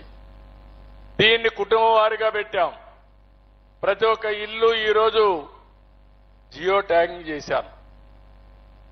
మీ ఇంటికి అవసరమైతే కష్టం వస్తే ఒక మెడిసిన్ పంపించాలంటే ఎవరిని అడగక్కర్లేదు, ఒక డ్రోన్ పెట్టి మీ ఇంటికి ఆ మెడిసిన్ పంపించే పరిస్థితికి ఈ ప్రభుత్వం వస్తున్నామని చెప్పి కూడా నేను మీకు తెలియజేస్తున్నా. అలాంటి వినూత్నమైన టెక్నాలజీ మొన్న వచ్చింది, వరదలు వచ్చాయి. నేను ఇవన్నీ అప్పుడు చేయగలిగి ఉంటే నేరుగా కంట్రోల్ రూమ్ నుంచి ఒక 100 డ్రోన్స్ పెట్టి అన్ని ఇండ్లకు భోజనం మిద్ది పైన వదిలిపెట్టేవాడిని. మళ్ళా వాళ్ళు ఒక లెటర్ పంపిస్తే ఏం కావాలన్నా కూడా తిరిగి మళ్ళా పంపించేవాళ్ళం. ఇలాంటి వినూత్నమైనటువంటి ఇవి వచ్చేసాయి. కాబట్టి అలాంటివన్నీ చేసి ముందుకు పోతాం. ఇంకో పక్కన మీరు చూస్తే ప్రతి ఒక్క కుటుంబాన్ని ఆలోచిస్తున్నారు. మీకు ఎంత భూమి ఉంది, ఏం పని చేస్తున్నారు, మీ ఆదాయాన్ని ఎట్ట పెంచాలి, ఏం చేస్తే మీ ఆదాయం పెరుగుతుంది. ఓసారి బాగా పనిచేసిన మీ ఆదాయం రావడం లేదు అంటే అక్కడక్కడ కొన్ని లోటుపాట్లు కానీ అలాంటి ఉన్నప్పుడు జరగడం లేదు. అవన్నీ కూడా కరెక్ట్ చేస్తాం. ప్రతి ఒక్క ఫ్యామిలీని ఆర్థికంగా పైకి తేవాలని ఆలోచన చేస్తున్నారు. చేసిన తర్వాత ఒక గ్రామంలో 100 కుటుంబాలు ఉంటాయి, 20-30 కుటుంబాలు పైన ఉంటాయి, ఒక 20-30 కుటుంబాలు ఆవరేజ్గా ఉంటాయి, ఒక 20-30 కుటుంబాలు పేదరికంలో ఉంటాయి. నా దృష్టి అంతా పేదవాళ్ల పైన ఉంటుంది. నా జీవితాంతం ఆ పేదరిక నిర్మూలన కోసం వాళ్ళని పైకి రావడం కోసం పనిచేస్తారని కూడా మీ అందరికీ హామీ ఇస్తున్నా. మేము తీసుకునే పాలసీల వల్ల అందరూ బాగుపడతారు. బాగుపడలేని వాళ్ళు కొంతమంది ఉంటారు, ఇబ్బందుల్లో ఉంటారు. వాళ్ళకి నేర్పించాల్సిన బాధ్యత మనందరిపైన ఉంది. ఏం చేయాలో చేస్తాం. అందుకే కుటుంబ వ్యవస్థని ఒక యూనిట్గా తీసుకుని అన్ని కార్యక్రమాలు కూడా పెడతాం. దీనికి కావలసినటువంటి అన్ని కూడా టెక్నాలజీ కానీ ఇవన్నీ కూడా తీసుకొని అల్టిమేట్ గా కుప్పంలో ఒక 60-65 వేల కుటుంబాలు ఉన్నాయి. ఇంటికి ఒక ఆంట్రప్రెన్యూర్ కావాలి. ఒకప్పుడు నేను ఒక మాట చెప్పాను, 1 ఫ్యామిలీ 1 IT ప్రొఫెషనల్ అన్నాను. ఇప్పుడు ఒక పిలిపిస్తున్నా, 1 ఫ్యామిలీ 1 ఆంట్రప్రెన్యూర్. ప్రతి ఒక్క ఇంట్లో ఒక పారిశ్రామికవేత్తగా ఉండాలి. మీరు ఒక MSME పెట్టండి, 5 మందికి ఉద్యోగాలు ఇవ్వండి. రెండో విషయం కూడా మీరందరూ ఆలోచించాల్సింది, AI మీకు ఫ్రెండ్ కావాలి. ఆర్టిఫిషియల్ ఇంటెలిజెన్స్ చాట్ బాట్ ఉంది, ఇంకా చాలా వచ్చేసాయి. దాన్ని ఫాలో అవ్వమని నేను చెప్పను. నీకు ఒక ఆలోచన వస్తే, నీకు డౌట్ వస్తే దాన్ని కొడతా ఉండు, అడుగుతా ఉంటే అదే సమాధానం చెప్తాది. నువ్వు నచ్చితే నేను నచ్చిన నిర్ణయం చేయి. దాన్ని ఉపయోగించుకోవడం వల్ల నీకు లాభం వస్తుంది. ఈ విషయం మీరు గుర్తుపెట్టుకోవాలి. ఇప్పుడు నా పేరు మీరు మర్చిపోతారు, లేకపోతే నేను సీఎం ఎవరు అనుకుంటే మీరు దాన్ని అడిగితే పలానా ఆయన సీఎం అని చెప్తుంది. కాబట్టి మీకు ఆ డౌట్ అవసరం లేదు, కన్ఫర్మ్ అవుతుంది. లేదు ఈ దేశానికి ప్రధానమంత్రి అంటే అది చెప్తుంది. లేదు మీ వ్యవసాయంలో తెగుళ్ళు వస్తే ఈ తెగులు వచ్చింది ఏం కొట్టాలంటే అది మీకు సజెస్ట్ చేసే పరిస్థితికి వస్తుంది. రాబోయే రోజుల్లో ఆర్టిఫిషియల్ ఇంటెలిజెన్స్ ద్వారా చాలా సమస్యలకు పరిష్కారం దొరుకుతాయి. 100-95% పరిష్కార మార్గాన్ని సమర్థవంతంగా చూపించే ఏర్పాట్లు వస్తాయి. ఇది కూడా మీరు గుర్తుపెట్టుకోవాల్సిన అవసరం ఉంది. నెక్స్ట్ నేను ముందే చెప్పాను, స్వర్ణ కుప్పం. ఈ కుప్పంలో పేదవాళ్లు లేకుండా అందరికీ మెరుగైన జీవన ప్రమాణాలు వస్తే అదే నిజమైన స్వర్ణ కుప్పం. అది 5 సంవత్సరాల్లో సాధించడానికి అనునిత్యం పనిచేస్తామని మరొక్కసారి మీ అందరికీ హామీ ఇస్తున్నా. నెక్స్ట్ ఇది మొత్తం ఒక రోడ్ మ్యాప్ తయారు చేశాం. మీకు ఇవి దగ్గర 1377 టోటల్ టాస్కులు ఉన్నాయి డిఫరెంట్ డిపార్ట్మెంట్లో. అవన్నీ వర్కౌట్ చేశాం. ప్రాసెస్ లో వచ్చేది ఇది. అది డిపార్ట్మెంట్ చేస్తారు. మీ అవసరాలన్నీ క్రోడీకరించి ప్రభుత్వం చేసే పనులన్నీ కూడా 1377 కింద తేల్చారు. దాంట్లో వ్యవసాయంలో అన్నిట్లో కూడా పెట్టారు. దాన్ని ఏ విధంగా చేయాలో ప్రాసెస్ లో చేస్తాం. నెక్స్ట్ ఇక్కడికి వచ్చినప్పుడు రోడ్ మ్యాప్ టు స్వర్ణ ఇల్లు. నెక్స్ట్ ఇక్కడ మీరు చూస్తే ప్రతి ఒక్క ఇంటికి ఏమేం కావాలనుకున్నప్పుడు 12,294 ఇండివిజువల్ శానిటేషన్ లెట్రిన్స్ కావాలి. ఇంకా కూడా నేను ఒకప్పుడు మన నియోజకవర్గంలో ఇంటింటికి బలవంతంగా టాయిలెట్స్ కట్టించాం కానీ కొంతమంది ఆ టాయిలెట్లు కూడా వాడకుండా మళ్ళా వదిలేసి తీసేసే పరిస్థితి వచ్చారు. నేను ఒకటే చెప్తున్నా, ఆడబిడ్డకు ఎప్పుడైనా సరే ఒక ఆత్మ గౌరవం ఉండాలంటే ఇంటింట్లో టాయిలెట్ ఉండి తీరాలి. ఆడవాళ్లు గట్టిగా పట్టుబడి ఈ టాయిలెట్ ని మేనేజ్ చేసే పరిస్థితి రావాలి, మెయింటైన్ చేయాలి. ఇమ్మీడియట్ గా 12,294 ఇస్తాం. డిసెంబర్ కంతా ఈ సంవత్సరం ఎండుకంతా 100% టాయిలెట్స్ పూర్తి చేసే బాధ్యత 26 జనవరిలో ఎవ్వరు కూడా బయట వచ్చి యూరినల్స్ పోవడం కానీ మరుగుదొడ్డి చేయడం కానీ చేయకూడదని కూడా విజ్ఞప్తి చేస్తున్నాం. రెండోది, మీ అందరికీ ఇంకా దగ్గర 12,228 మంది సిటిజన్స్ పెన్షన్స్ కావాలంటున్నారు. ఇవి కూడా ఐడెంటిఫై చేశాం. జెన్యున్ గా ఉంటే అవన్నీ కూడా ఒకసారి చెక్ చేసుకుని ఆగస్టు లోపల అర్హత కలిగిన వాళ్ళకి పెన్షన్లు ఇచ్చే ఆలోచన చేస్తానని కూడా మీ అందరికీ హామీ ఇస్తున్నా. ఇంకో పక్కన 15,323 మందికి ఇండ్లు లేవు. 80,162 ఇండ్లు సర్వే చేశాం. మన ఇల్లు మన గౌరవం కింద ఈ కార్యక్రమాన్ని తయారు చేసి జూలై 27 కంతా ప్రతి ఒక్కరి వ్యక్తికి ఇల్లు ఇచ్చే బాధ్యత సొంత ఇంట్లో మీరు కాపురం ఉండేదానికి కృషి చేస్తాం, కంప్లీట్ చేస్తాం. ఇది కూడా పూర్తి చేస్తాం. నెక్స్ట్ ఇంకో పక్కన గ్యాస్ అయితే 4,970 గ్యాస్ కనెక్షన్స్ లేవు. ఇప్పుడే నేనే దీపం పెట్టాను. ఇప్పుడు కాదు, 95-96 నుంచి ఇచ్చాను. ఏ ఆడబిడ్డ కూడా కట్టెల పొయ్యితో పనిచేయకుండా, కళ్ళలోకి పొగ రాకుండా, కడుపులో కూడా ఈ పొగ వచ్చి లేనిపోయిన ఆరోగ్య సమస్యలు రాకుండా పెట్టాం. ఈ మధ్య కాలంలో మళ్లీ రేట్లు పెరిగాయని మీరు కట్టెల పొయ్యికి వెళ్లే పరిస్థితి వచ్చారు. అందుకే దీపం 2 కింద పేదవాళ్ళందరికీ ఉచితంగా గ్యాస్ ఇచ్చే విధంగా 3 గ్యాస్ కనెక్షన్లు ఇస్తున్నాం. మన నియోజకవర్గానికి వస్తే 4,790 మందికి గ్యాస్ లేదు. ఫిబ్రవరి లోపల అందరికీ 100% గ్యాస్ కనెక్షన్లు ఇప్పించే బాధ్యత నేను తీసుకుంటా. ఇమ్మీడియట్ గా ఇమ్మంటాం. మీరు కూడా అక్కడి నుంచి వంట చేయడం, గ్యాస్ తో వంట చేసే పరిస్థితి రావాలి. పాత అలవాట్లు మార్చుకోవాలి.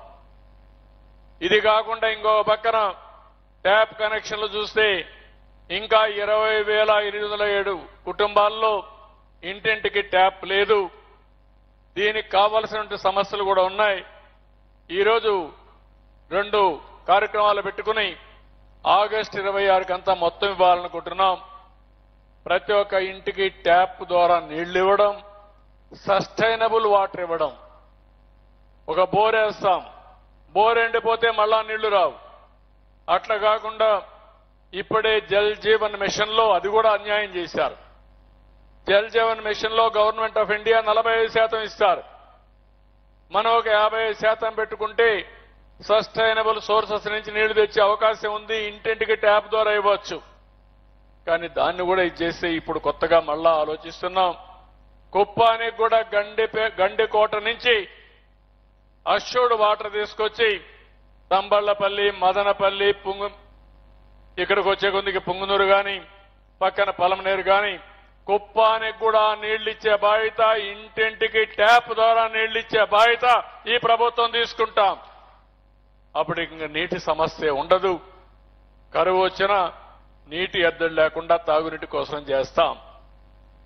ఇంకో పక్క నేను ముందే చెప్పాను, వ్యవసాయానికి అందరి నీవా నీళ్లు వస్తాయి.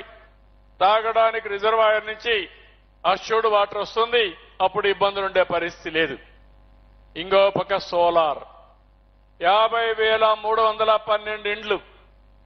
అగ్రికల్చర్ అయితే దగ్గర దగ్గర మనకు 30,000 అగ్రికల్చర్ కనెక్షన్స్ ఉన్నాయి. 2 దిక్కల్లా మిమ్మల్ని అందరినీ సోలార్ పెట్టుకోమంటున్నారు. గవర్నమెంట్ సబ్సిడీ ఇస్తాం, మీరు సోలార్ పెట్టుకోండి, మీకు కావాల్సిన కరెంటు వాడుకోండి, మిగిలిన కరెంటు ఉంటే డిపార్ట్మెంట్కి ఇవ్వండి, దానికి కూడా డబ్బులు ఇచ్చే పనికి శ్రీకారం చుట్టాం. ఒకవేళ రాత్రిపూట కరెంటు ఉత్పత్తి చేసుకోలేకపోతే బ్యాటరీ పెడతాం. రెస్కోలో ఒక బ్యాటరీ ఉంటుంది.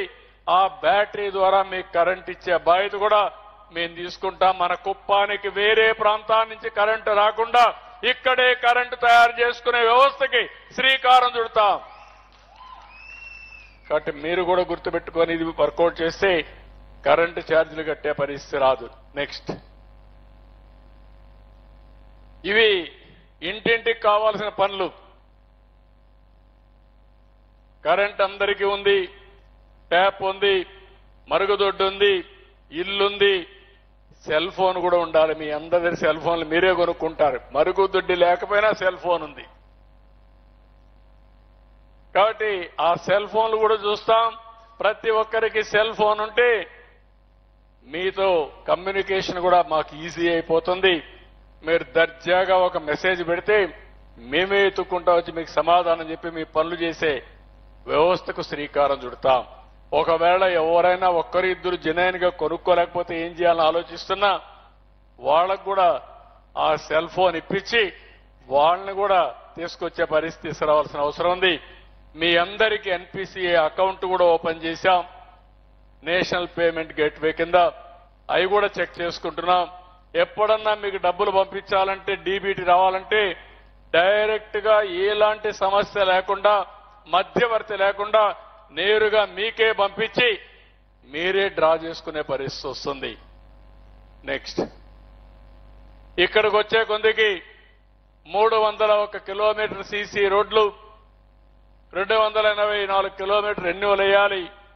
ఇవన్నిటి కూడా ఒక స్పష్టమైన కార్యక్రమం పెట్టుకున్నాం. నేషనల్ హైవే నుంచి 42, నేషనల్ హైవే 42కి ఇక్కడి నుంచి 97 కిలోమీటర్లు వేస్తే కుప్పం నుంచి బెంగళూరుకి వెళ్తుంది. అది కూడా ఒకసారి వర్కౌట్ చేస్తున్నాం. అల్టిమేట్ గా 2027కి కుప్పంలో అన్ని రోడ్లు కూడా బ్రహ్మాండమైన రోడ్లుగా తయారు చేసే బాధ్యత మొత్తం స్టేట్ హైవేస్ అన్ని. అక్కడి నుంచి ఎప్పుడు కూడా పార్ట్ హోల్ అనే మాట లేకుండా మెయింటైన్ చేసే బాధ్యత కూడా ఈ ప్రభుత్వం తీసుకుంటామని చెప్పి కూడా నేను మీకు తెలియజేస్తున్నా. మీరు ఇంకొక పని కూడా చేయాలి. అక్కడి నుంచి చుట్టుపక్కల రోడ్డు పక్కన చెట్లు పెట్టే కార్యక్రమం కూడా నరేగా కింద తీసుకుందాం. ఎక్కడన్నా ఇక్కడి నుంచి కుప్పానికి పోతే కుప్పానికి పోయేటప్పుడు కూడా మీ వెహికల్స్ అన్ని ఎలక్ట్రికల్ వెహికల్స్ ఉంటాయి. చుట్టుపక్కలంతా చెట్లు ఉంటాయి. ఒక వనంలో పోయినట్టుండాలి. కుప్పంలో ఎక్కడికి పోయినా ఆ పరిస్థితి రావాల్సిన అవసరం ఉంది. దానికి శ్రీకారం చుడదాం. డ్రైన్స్ అన్ని 331 కిలోమీటర్లు ఉన్నాయి. ఆగస్టు 2027కి పూర్తి చేస్తాం. అక్కడి నుంచి ఎక్కడ కూడా మురుగునీరు రోడ్డు మీదకి రావడానికి వీలు లేదు. ఎక్కడికక్కడ మురుగునీరంతా మురికి కాలువల్లో నేరుగా వెళ్లి ట్రీట్మెంట్ కూడా చేసి పక్కా సిస్టానికి శ్రీకారం చుడతాం. ఇంకో పక్క స్ట్రీట్ లైట్స్ అన్ని కూడా కంప్లీట్ చేశాం. ఇప్పుడు మార్చి లోపల ఇంకేదో ఒక 1000 కావాలని చెప్పి అన్నారు. అవన్నీ కూడా పూర్తి చేసి టౌన్లో కానీ పల్లెటూరులో కానీ ఎక్కడ కూడా వీధి దీపాలు లోటు లేకుండా చేస్తాం. నెక్స్ట్ ఇంకో పక్కన నేను ముందే చెప్పాను, ట్యాప్ వాటర్ ద్వారా నీళ్లు ఇస్తామని. స్కూల్స్ లో కూడా కొన్ని స్కూల్స్ ఇక్కడ చూస్తే కేంద్రీయ విద్యాలయం ఒకటి పెట్టాలి, అది కూడా పెడతాం. ఇంకో పక్కన 428 ఇన్స్టిట్యూషన్స్ ఉన్నాయి. ఇక్కడ కొన్ని ఇన్స్టిట్యూషన్స్ లో స్కూల్స్ లో సరైన ఇన్ఫ్రాస్ట్రక్చర్ లేదు. ఇవన్నీ మార్చి 26 లోపల మొత్తం పూర్తి చేస్తాం. హాస్టల్స్ లో కూడా కొన్ని రిపేర్లు ఉన్నాయి. బీసీ ఎస్సీ ఎస్టీ హాస్టల్స్ లో అవన్నీ కూడా రిపేర్ చేసి డిసెంబర్ లోపల పూర్తిగా ఆధునికమైన కండిషన్లు తెచ్చే పరిస్థితి తీసుకొస్తాం. నెక్స్ట్ ఇక్కడ హెల్త్ ఇన్ఫ్రాస్ట్రక్చర్ లో నేను ఈ విషయంలో కూడా మనకు హాస్పిటల్ ఉంది, గవర్నమెంట్ హాస్పిటల్ ఉంది, ప్రైవేట్ ఉన్నాయి. ఇవన్నీ అనుసంధానం చేస్తాం. మొన్నే టీసీఎస్ అయితే కోలార్లో ఒక బెస్ట్ సిస్టమ్ కూడా పెట్టారు, రియల్ టైం మానిటరింగ్. అది కూడా తెమ్మన్నాను, అది కూడా తీసుకొచ్చి ప్రివెంటివ్, రియల్ టైం మానిటరింగ్, మూడోది క్యూరేటివ్, 3 కూడా ఇంటిగ్రేట్ చేసి హాస్పిటల్ ఖర్చు తగ్గించే విధంగా. మీరు ఒకటే గుర్తుపెట్టుకోవాలి, అనవసరంగా హాస్పిటల్ పోయి టాబ్లెట్లు తింటే దానికి కూడా ఎఫెక్ట్ ఉంటుంది. ఎప్పుడు కూడా ఏదైనా సరే ఒక మెడిసిన్ కానీ ఒక ఆపరేషన్ కానీ నెగటివ్ ఇంపాక్ట్ కూడా ఉంటుంది. అలాంటప్పుడు మనం అందరూ ఆలోచించుకోవాల్సింది, ప్రివెంటివ్ గా జాగ్రత్తగా ఉంటే మనకు ఆరోగ్యం బాగుంటే ఏ సమస్యలు రావు. దానికి ఏమేం చేయాలని ఆలోచిస్తున్నాం. అవసరమైతే కుప్పంలో ఇప్పుడే చెప్పాను కానీ మీరు కూడా సహకరిస్తే 3 నెలలకు ఒకసారి బ్లడ్ శాంపుల్స్ తీసుకుని బ్లడ్ ని టెస్ట్ చేసిన తర్వాత ఏమేమి ఇంబ్యాలెన్సెస్ ఉన్నాయో చూసుకొని ఫుడ్ ద్వారా అవన్నీ కలెక్ట్ చేసే మెకానిజానికి, అదే మరి రియల్ టైమే మెడిసిన్ కూడా ఇచ్చి కరెక్ట్ చేయడం. సంవత్సరానికి ఒక్కసారి అందరూ కూడా టెస్టింగ్కి వెళ్లి టోటల్ బాడీ టెస్టింగ్ చేసుకుంటే ఇంకా చాలా సమస్యలు పరిష్కారం అవుతాయి. ఒకవేళ తప్పని విధిగా ఏదైనా క్యాన్సర్ ఏదైనా వచ్చినప్పుడు మనం అవస్థపడడం తప్ప మన ఆరోగ్యం మన చేతుల్లో ఉంది. దానికి ఎట్టి పరిస్థితుల్లో మిమ్మల్ని కోరుతున్నా. ఇంకో పక్క కుప్పంలో ఉండే మనందరం అనేక కారణాల వల్ల, పౌష్టికాహార లోపం వల్ల కళ్ల చూపు తగ్గిపోవడం ఎన్ని వస్తున్నాయి. లేకపోతే మనం కొంతమంది ఏదైతే పొగాకు ఇవన్నీ చేసే దానివల్ల పండ్లు కూడా సమస్యలు వచ్చి క్యాన్సర్ దారితీసే పరిస్థితి వస్తుంది. అవన్నీ కూడా అవసరమైతే 1కి 4 సార్లు స్క్రీనింగ్ చేయడమే కాకుండా క్లీనింగ్ కూడా చేయగలిగితే చాలా వరకు ఉపయోగపడుతుంది. దానికి కూడా నేను శ్రీకారం చుడతా. సహకరించే బాధ్యత మన కుప్పం నియోజకవర్గం పైన, మీ అందరి పైన ఉందని చెప్పి నేను మీకు తెలియజేస్తున్నా. ఇంకో పక్కన సాలిడ్ వేస్ట్ మేనేజ్మెంట్ నేను చెప్పాను.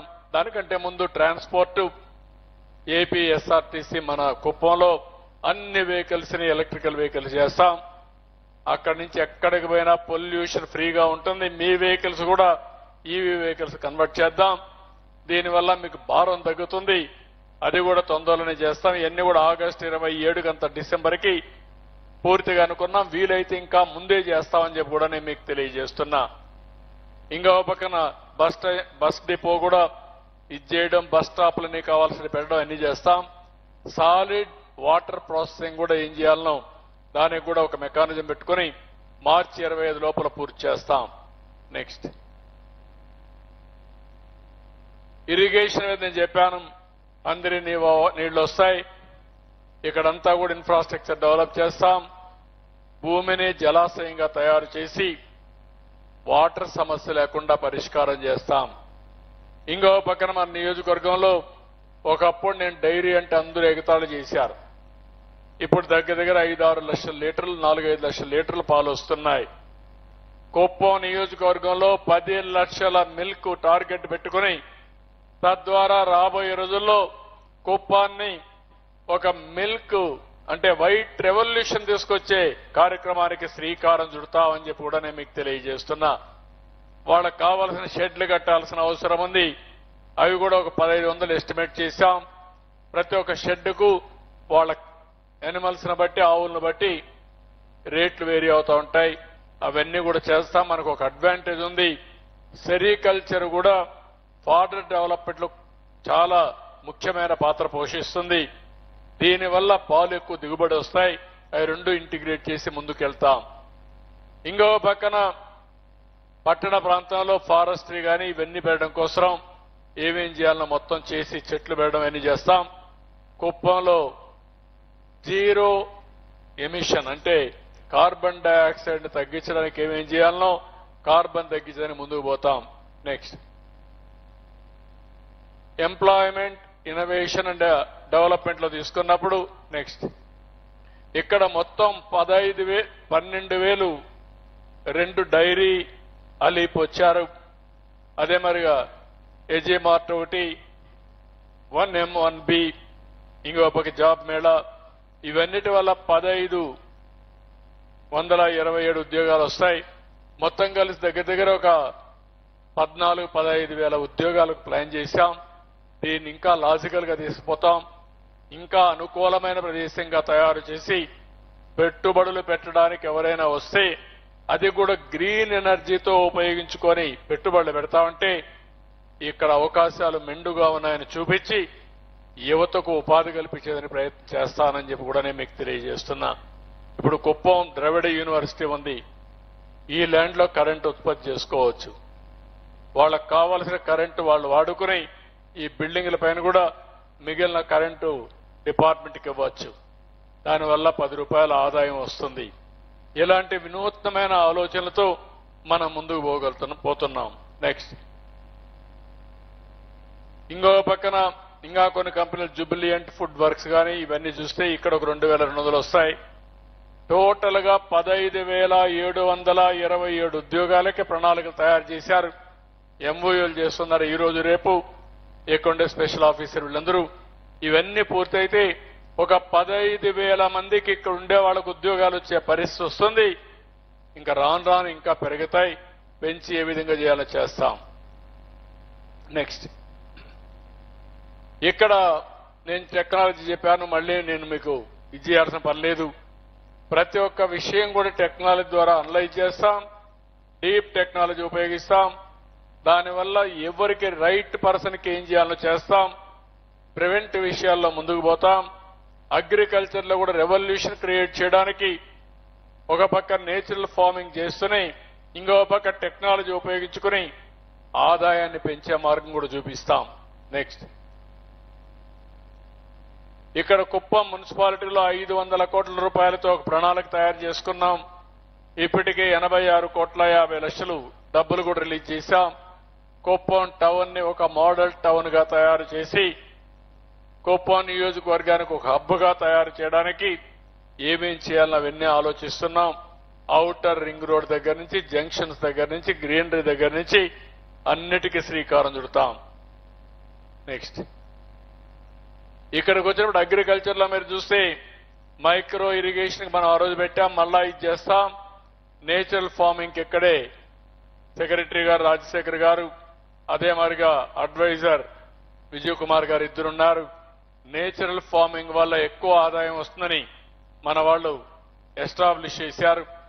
ఆంధ్రప్రదేశ్ ఒక చిరునామాగా తయారవుతా ఉంది. ఫెర్టిలైజర్ వేయకుండా పెస్టిసైడ్స్ వాడకుండా పంట పండించడం. దీనివల్ల మామూలు కంటే ఎక్కువ ధర వస్తా ఉంది. లాభసాటిగా వస్తా ఉంది. ఆరోగ్యం బాగుపడే పరిస్థితి వస్తా ఉంది. మనం తినే తిండంతా కూడా క్రిమి సంహారక మందులు తిండి తింటున్నాం. ఫెర్టిలైజర్స్ ఉపయోగించి తింటున్నాం. దీనివల్ల మన ఆరోగ్యం సగమైతే దీనివల్ల నష్టం వస్తా ఉంది.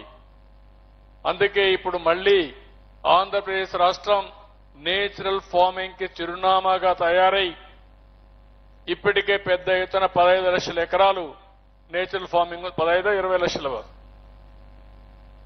15 లక్షల ఎకరాలు ఉంది. దీన్ని 5 ఏళ్లలో 50 లక్షల ఎకరాలు నేచురల్ ఫార్మింగ్ పోవాలనుకుంటున్నాం. ఇందులో సెరికల్చర్ కూడా నేచురల్ ఫార్మింగ్ వెళ్ళడం, డైరీ వెళ్ళడం, దీనివల్ల ఆర్గానిక్ మిల్క్ కింద, ఆర్గానిక్ వెజిటబుల్స్ కింద నేచురల్ ఫార్మింగ్ లో చేస్తే మనం దానికి జియో ట్యాగింగ్ కూడా చేసి ట్రేసబిలిటీ పెట్టి పలాని పంట పలాని ఇక్కడ పండించామని చెప్పగలిగితే దానికి స్పెషల్ ప్రైజ్ కూడా వచ్చే అవకాశం ఉంటుంది. ప్రోడక్ట్ కూడా ఎక్కడికక్కడ ఏ విధంగా దాన్ని రేటింగ్ చేయాలి, సర్టిఫికేషన్ చేయాలి, క్వాలిటీ టెస్టింగ్ చేయాలి, అవన్నీ కూడా చేస్తున్నాం. దీనివల్ల కుప్పానికి 100% చేయడానికి ముందుకు పోతున్నాం. ఇంకో పక్క కృషి విజ్ఞాన కేంద్రం కూడా వచ్చింది.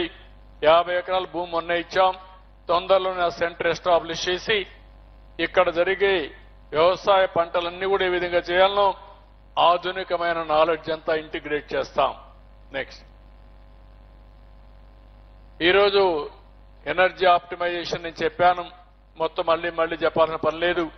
ఒక పక్క సోలారైజేషను, రెండోది net zero action plan. IIT Kanpur ముందుకు వచ్చారు ఏ నెట్ జీరో కాన్స్టిట్యున్సీగా తయారు చేయడానికి. అంటే కరెంటు పూర్తిగా మనం సోలార్కు పోవడానికి, ఊర్లో ఉండే చెత్త పూర్తిగా వేస్ట్ కాంపోస్ట్ కింద కన్వర్ట్ చేయడానికి, లేకపోతే వేరియస్ ఫార్మ్స్ లో కన్వర్ట్ చేయడానికి, అదే మాదిరిగా ప్రతి ఒక్క వాటర్, రెయిన్ వాటర్ ని భూగర్భ జలాలుగా మార్చడానికి, అదే సమయంలో చెట్లు కూడా పెట్టి ఏ విధంగా చేయాలో ప్రతి ఒక్క దానికి వాళ్ళు ఒక ప్లాన్ తయారు చేశారు. నెట్ జీరో ప్లాన్ అని పెట్టారు. దానికి ఒక రోడ్ మ్యాప్ కూడా తయారు చేశారు. ఇది ఒక పెద్ద యాక్షన్ ప్లాన్ తయారవుతుంది. దీనికి అనుసంధానం ఈ యొక్క యూనివర్సిటీని, ద్రవిడ యూనివర్సిటీ, ఇంజనీరింగ్ కాలేజెస్, మెడికల్ కాలేజీని, అదే మరి కాలేజీలు, స్కూల్స్ అన్ని అనుసంధానం చేస్తాం. అందరూ కలిసి ఈ యాంగిల్లో పనిచేస్తే ఒక వినూత్నమైన ఫలితాలు వస్తాయి. ఈ ఫలితాలు దేశానికే ఒక ఆదర్శం కావాలి. ఇక్కడ చూసి ఈ కేస్ స్టడీ కింద వేరే వాళ్ళు కూడా ఫాలో అయ్యే పరిస్థితి తీసుకొస్తాం. ఆర్టీసీ బస్ స్టేషన్ చెప్పాను, బస్ అన్ని ఎలక్ట్రికల్ బస్ అవుతాయి. ఆ తర్వాత మొత్తం బస్ స్టేషన్ కూడా కొత్త బస్ స్టేషన్ రూపకల్పన చేసి దానికి ఏం చేయాలో చేస్తాం. నెక్స్ట్, ఇక్కడ కుప్పం ఎయిర్పోర్ట్ ఒకటి నా కళ, అది కూడా వస్తే ఇక్కడి నుంచి మనం వ్యవసాయ ఉత్పత్తులను నేరుగా పంపించచ్చు. కార్గో ఉంటుంది. ఇది కాకుండా ఎంఆర్ఓ సెంటర్ కూడా పెడతాం. బెంగళూరు ఎయిర్పోర్ట్ సెటిలైట్ గా ఉంటుంది. ఏదైతే ఇంజిన్ రిపేర్లు చేయడం కానీ, అదే మరి విమానాలు రిపేర్ చేయడానికి ఇక్కడ చేస్తే మన పిల్లలకు ఉద్యోగాలు వచ్చే అవకాశం వస్తుంది. దానికి కూడా మొన్న కూడా ఒక రివ్యూ చేశాను. వీలైనంత తొందరలో రాబోయే 2 సంవత్సరాల్లో కుప్పం ఎయిర్పోర్ట్ ని పూర్తి చేసి మళ్ళా ఇక్కడ విమానంలో నేను దిగాలనుకుంటున్నా, ఇక్కడ రావాలనుకుంటున్నా, మీరు కూడా పోవాలనుకుంటున్నా. దీనికి కూడా శ్రీకారం చుడతాం. తర్వాత ఇండస్ట్రీస్ అయితే SEZలు పెడుతున్నాం. పెద్ద ఎత్తున ఇండస్ట్రీ పెట్టడం, మనం చేసే వ్యవసాయ ఉత్పత్తులు ఇక్కడనే ప్రాసెస్ చేయడం, మార్కెటింగ్ పంపించడం, వేరే ఇండస్ట్రీస్ రావడం, పెద్ద ఎత్తున ఇండస్ట్రీస్ కోసం ఎక్కడికక్కడ మండల వారీగా కూడా ఇండస్ట్రియల్ పార్క్స్ పెట్టి తద్వారా అభివృద్ధి చేస్తాం. గండికోట నుంచి డ్రింకింగ్ వాటర్ తీసుకొస్తాం. డిసెంబర్ లోపల మీరు ఒకసారి చూస్తే హంద్రి, నీవా, సుజల, స్రవంతి పూర్తి, రేపు జూన్ కంతా పూర్తయి మొత్తం దానికంతా కావాల్సిన నీళ్లన్నీ తీసుకొస్తాం. ఇంకో పక్కన ఇక్కడికి వచ్చినప్పుడు Kuppam super speciality area hospital ఆధునీకరణ చేస్తాం. మోడల్ బస్ స్టేషన్ చేస్తాం. కుప్పాన్ని టూరిజం హబ్ గా తయారు చేస్తాం. బెంగళూరు నుంచి నేరుగా కుప్పానికి వచ్చి మన దగ్గర నిన్నటి వరకు ఏనుగులు మనల్ని ఇబ్బంది పెట్టాయి.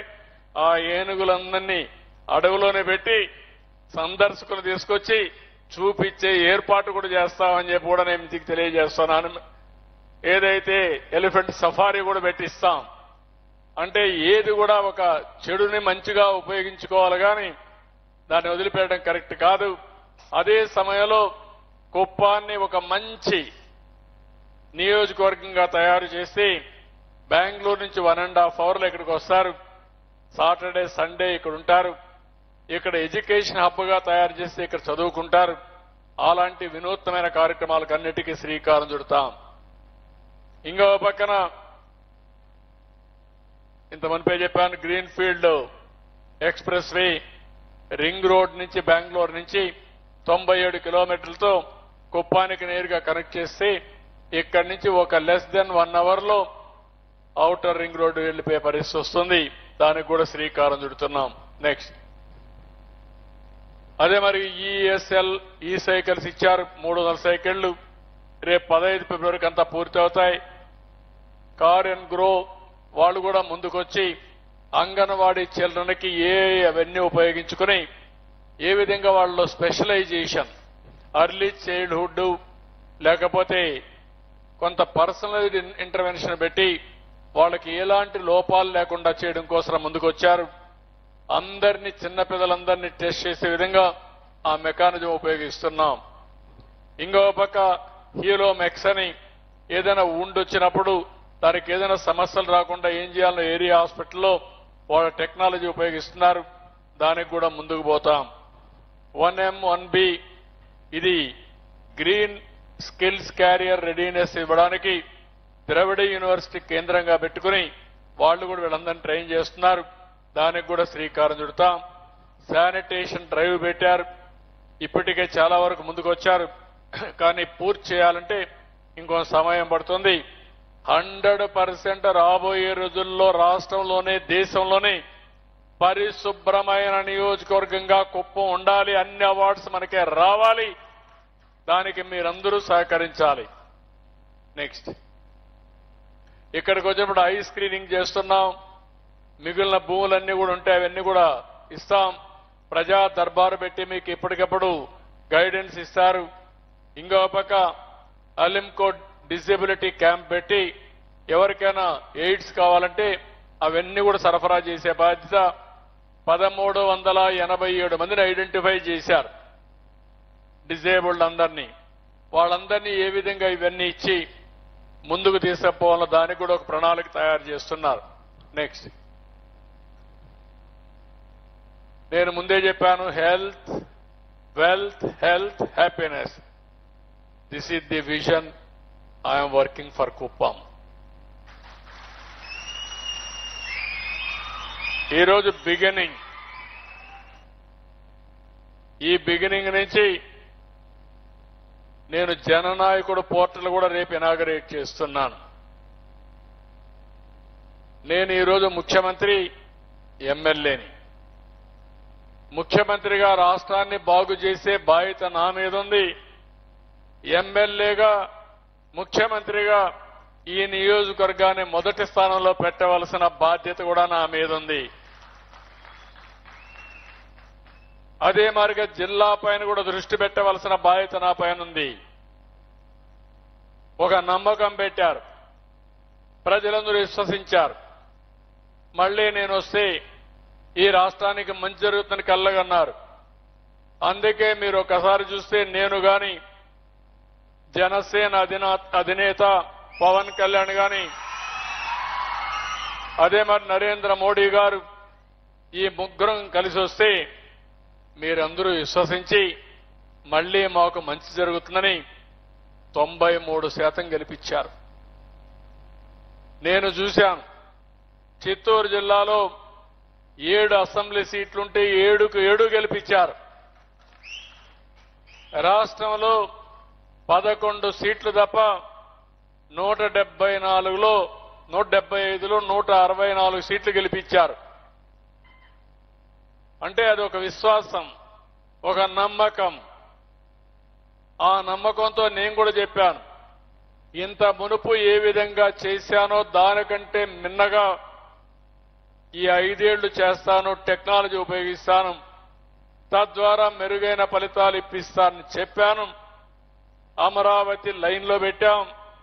పోలవరం మళ్లీ డయాఫామ్ వాళ్ళ నుంచి అన్ని కూడా స్ట్రీమ్ లైన్ చేసి కేంద్ర సహకారంతో దాన్ని కూడా ముందుకు తీసుకుపోయాం. పెట్టుబడులు మీరు చూస్తే ఈ 4-7 నెలల్లో దగ్గర 4 లక్షల నుంచి 5 లక్షల కోట్ల రూపాయలు పెట్టుబడులు వచ్చి దగ్గర 5 లక్షల మందికి ఉపాధి కల్పించే పరిస్థితి వచ్చామంటే అది ఈ ప్రభుత్వం పైనుండే విశ్వాసం. ఇదైనాక నేను విజన్ డాక్యుమెంట్ కూడా తయారు చేసి రాష్ట్రానికి మొత్తం ఇచ్చి ఇప్పుడు ప్రతి ఒక్క నియోజకవర్గానికి ప్రతి ఒక్క జిల్లాకు కూడా తయారు చేసి అధికార యంత్రాంగాన్ని ప్రజాప్రతినిధులను ఇద్దరిని భాగస్వాములు చేసి ఒక పొలిటికల్ గవర్నెన్స్ కి శ్రీకారం చుడుతున్నాం.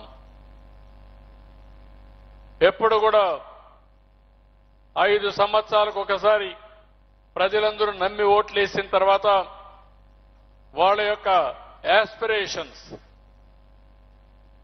వాళ్ళ అవసరాలు తీర్చవలసిన బాధ్యత మా పైన ఉంటుంది. కానీ మాకు కూడా చాలా డిఫికల్టీ ఉంటుంది, మీరు గుర్తుపెట్టుకోవాలి. ఊరికే ఉండమంటే అందరూ హ్యాపీ, ఇది చెయ్యమంటే అందరికీ బాధ. ఇప్పుడు టెక్నాలజీ వచ్చింది, నువ్వు కష్టపడద్దయ్యా, ఆఫ్టర్ 6 ఇంటికి వెళ్ళిపో, బాధ లేదు. ఫైల్ కూడా ఆన్లైన్లో చూసే పరిస్థితి వస్తుంది, దాన్ని డిస్పోజ్ చేయమంటే కూడా కొంతమందికి బాధ ఉంది. నేను అందుకే చెప్పా, హార్డ్ వర్క్ కాదు కావాల్సింది, స్మార్ట్ వర్క్ కావాలి. 24 గంటలు కష్టపడక్కర్లేదు. ఎక్కడున్నా ఒక 10 నిమిషాలు దృష్టి పెడితే, ఇప్పుడు మా సెక్రటరీ ఉన్నాడు, అగ్రికల్చర్ సెక్రటరీ, సెల్ ఫోన్ తీస్తే ఆయన ఫైల్స్ అన్నీ వస్తాయి. అర్జెంట్ ఫైల్ అయితే నేను మాట్లాడతాడు, సంతకం పెట్టి కూడా పంపించేయచ్చు. అలాంటి వెసులుబాట్లు వచ్చినప్పుడు సమర్థత ఎందుకు పెంచుకోమని అడుగుతున్నా. అందుకే గవర్నమెంట్ ఆఫ్ ఇండియాలో కర్మయోగి అని ఒక ట్రైనింగ్ ఇన్స్టిట్యూట్ ఉంటే వాళ్ళు కూడా వచ్చారు, వాళ్ళతో కూడా ట్రైనింగ్ ఇప్పిస్తున్నా. ఇవన్నీ కూడా వేరియస్ అవకాశాలు ఎక్కడున్నా ప్రతి ఒక్కరిని కూడా క్రోడీకరించడం, వాళ్ళకు కావలసిన స్కిల్స్ ఇవ్వడం, వాళ్ళకు కావలసిన కొత్త విషయాలు నేర్పించడం, అందరం కలిసి సమర్థవంతంగా పనిచేసి సంపద సృష్టించి సంక్షేమ కార్యక్రమాలు సుజావుగా చేసి మనం ఇచ్చే డబ్బులు కూడా నేరుగా వాళ్ళకి ఇవ్వాలని ప్రయత్నం చేస్తున్నాం. మీరు ఒకసారి చూస్తే ఎప్పుడూ జరగలేదు. పెన్షన్ ఎక్కడిచ్చారో, ఏ టైంలో ఇచ్చారో నేరుగా నేను చూసే అవకాశం నాకుంది. దానికి ఆ పెన్షన్ ఇచ్చే అధికారి యొక్క ఫోన్కి జియో ట్యాగ్ చేస్తున్నాం. ఏ స్పాట్ నుంచి ఏ టైంలో ఎవరికి పెన్షన్ ఇచ్చారో ఆటోమేటిక్గా వచ్చేస్తుంది. ఒకవేళ కానీ ఒక అధికారి అది చేయకపోతే మా వాళ్ళకి చెప్పాను, కంట్రోల్ రూమ్ నుంచి నెక్స్ట్ మినిట్కి అతనికి వార్నింగ్ వెళ్లాల్సిన అవసరం ఉంది. నీకు చెప్పిన ప్లేస్ నుంచి కాకుండా వేరే ప్లేస్ నుంచి ఇస్తున్నావు, ఇది తప్పని చెప్పి కరెక్ట్ చేయాలి. అప్పటి కూడా కరెక్ట్ కాకపోతే యాక్షన్ తీసుకోవాలి. అదే సమయంలో ఇంకొక పక్క మీరు చూస్తే నేను ఐవీఆర్ఎస్ పంపిస్తున్నా, మళ్ళీ నా వాయిస్ తోనే పంపిస్తా అవసరమైతే. ఎవరైనా ₹1 అవినీతి చేశారన్నా వాళ్ళని కూడా వదిలిపెట్టను. పేదవాళ్ళకి ఇచ్చే సహాయాన్ని పూర్తిగా బాధ్యతగా ఇవ్వాల్సిన అవసరం ఉంది. దాంట్లో కూడా నేను చూసి సాటిస్ఫాక్షన్ లెవెల్ చూస్తున్నా. నేను ఏ ప్రోగ్రాం కూడా రేపు రాబోయే రోజుల్లో ఆర్టీసీ బస్ స్టేషన్ బస్సులో మీరు ఎక్కితే ఆడ క్యూఆర్ కోడ్ ఉంటుంది. క్యూఆర్ కోడ్ కానీ మీరు డౌన్లోడ్ చేసుకుని మీ ఒపీనియన్ ఇస్తే ఇమీడియట్గా నాకు చేరుతుంది. నేను అక్కడి నుంచి యాక్షన్ స్టార్ట్ చేస్తాను. ఒక హాస్పిటల్లో, ఒక రైతు బజార్లో, లేకుంటే ఎక్కడికి పోయినా ఇవన్నీ మీరు ఉపయోగించుకోగలిగితే టెక్నాలజీని, తద్వారా నాకు ఇన్ఫర్మేషన్ అన్నా క్యాంటీన్లో కూడా అదే పరిస్థితి తీసుకొస్తున్నాం. ఈ విధంగా సర్వీస్ డెలివరీ అన్ని కూడా నేను ఎక్కడికక్కడ టెక్నాలజీతో అనుసంధానం చేసి ఎక్కడ కూడా ఫ్రాడ్ జరగకుండా, నిర్లక్ష్యం లేకుండా చేసే బాధ్యత తీసుకుంటాం. కానీ కొంచెం టైం పడుతుంది. ఈ రోజు మీరు చూశారు, గడిచిన ప్రభుత్వ రికార్డులన్నీ తారుమారు చేసేశారు. వాళ్ళకి ఇష్టం లేకపోతే 22A కింద పెట్టారు. ఇంకా 1-2 కాదు, భూములన్నీ కబ్జా చేసే పరిస్థితికి వచ్చారు. బలవంతంగా రాయించుకునే పరిస్థితికి వచ్చారు. ఇప్పుడు మొత్తం రెవెన్యూ సదస్సులు పెట్టి మొత్తం రికార్డ్స్ అన్ని ఎస్టాబ్లిష్ చేసి శాశ్వతంగా భూ సమస్యలన్నీ పరిష్కారం చేసి మీ భూమికి రక్షణగా ఈ ప్రభుత్వం ఉండడానికి అనేక కార్యక్రమాలు తీసుకుంటున్నా. తొందరలో చేస్తానని కూడా మీ అందరికీ హామీ ఇస్తున్నా. నాకు వచ్చే పిటిషన్లు చూస్తే 50%, 60%, 70% ల్యాండ్ రిలేటెడే వస్తున్నాయి. అంటే ఎక్కడికి పోయావో నాకైతే అర్థం కావడం లేదు. ఇలాంటి అన్ని కూడా చేస్తాం. రెండోది కూడా మీరు చూస్తే ఈరోజు ఇక్కడికి వచ్చినప్పుడు ఏదైతే యూనివర్సిటీ కూడా ఒకసారి సమీక్ష చేస్తాం. సమీక్ష చేసి జరిగిన తప్పులన్నీ కరెక్ట్ చేసి మళ్లీ ఈ యూనివర్సిటీని నెంబర్ 1 యూనివర్సిటీగా తయారు చేసే బాధ్యత ఎమ్మెల్యేగా ముఖ్యమంత్రిగా నేను తీసుకుంటాను, చేస్తాం. ఇది చేయాల్సిన అవసరం ఉంది. ఇలాంటి కార్యక్రమాలన్నీ తీసుకొని మనం ముందుకు పోదాం. ఇక్కడికి వచ్చినప్పుడు మీరందరూ కూడా నేను అప్పటి నుంచి చూస్తున్నా కొంత ఎలాబొరేట్గా అందరికి చెప్పా. అర్థం కాకపోతే ఆ పుస్తకం కూడా మళ్ళీ ఒక బుక్ వేస్తా, చిన్న బుక్ వేస్తా, ఇంటింటికి పంపిస్తా. నా కోసరం కాదు, మీకోసరం. 2029లో మీరు ఎక్కడుండాలనుకుంటున్నారు? ఇప్పుడు ఏ స్థాయిలో ఉన్నారు మీరు? ఈ స్థాయి నుంచి ఏ స్థాయిలోకి పోవాలో అది మీ చేతుల్లో ఉంది. మీకు చేయూతనిచ్చే బాధ్యత నాది. నేను కూడా నేను ఎక్కడున్నా కుప్పం మీద ఒక కన్నేసి పెడతా, ఎప్పటికప్పుడు వాచ్ చేస్తా. వాచ్ చేసి మిమ్మల్ని అందరికీ న్యాయం చేసే బాధ్యత నేను తీసుకుంటానని చెప్పి నేను మీ అందరికీ తెలియజేస్తూ, ఈ రోజు ఇక్కడికి వచ్చిన మీరు ఒకరు 10 మందికి చెప్పాలి, 10 మంది 100 మందికి చెప్పాలి. డౌట్స్ ఉంటే క్లారిఫై చేసుకోవాలి. అసాధ్యాలు అవగాహన పెంచుకోవాలి. ఇవన్నీ చేసి మీరు ముందుకు పోవాల్సిందిగా మరొక్కసారి కోరుకుంటూ, అయితే మొదటి మీటింగ్ చూశాను, చాలా ప్రశాంతంగా విన్నారు. ఇది విన్నారంటే నాకు అర్థమైంది మీలో కూడా శ్రద్ధ ఉంది. ఈ శ్రద్ధ పట్టుదలగా మారితే అసాధ్యమేం కాదు. దెన్ కుప్పం నియోజకవర్గం అభివృద్ధి అన్స్టాపబుల్. సో మనందరం కలిసి అన్స్టాపబుల్ గా అభివృద్ధిని ముందుకు తీసుకుపోవడానికి మీరందరూ కూడా ముందుకు రావాల్సిన కోరుకుంటున్నాను.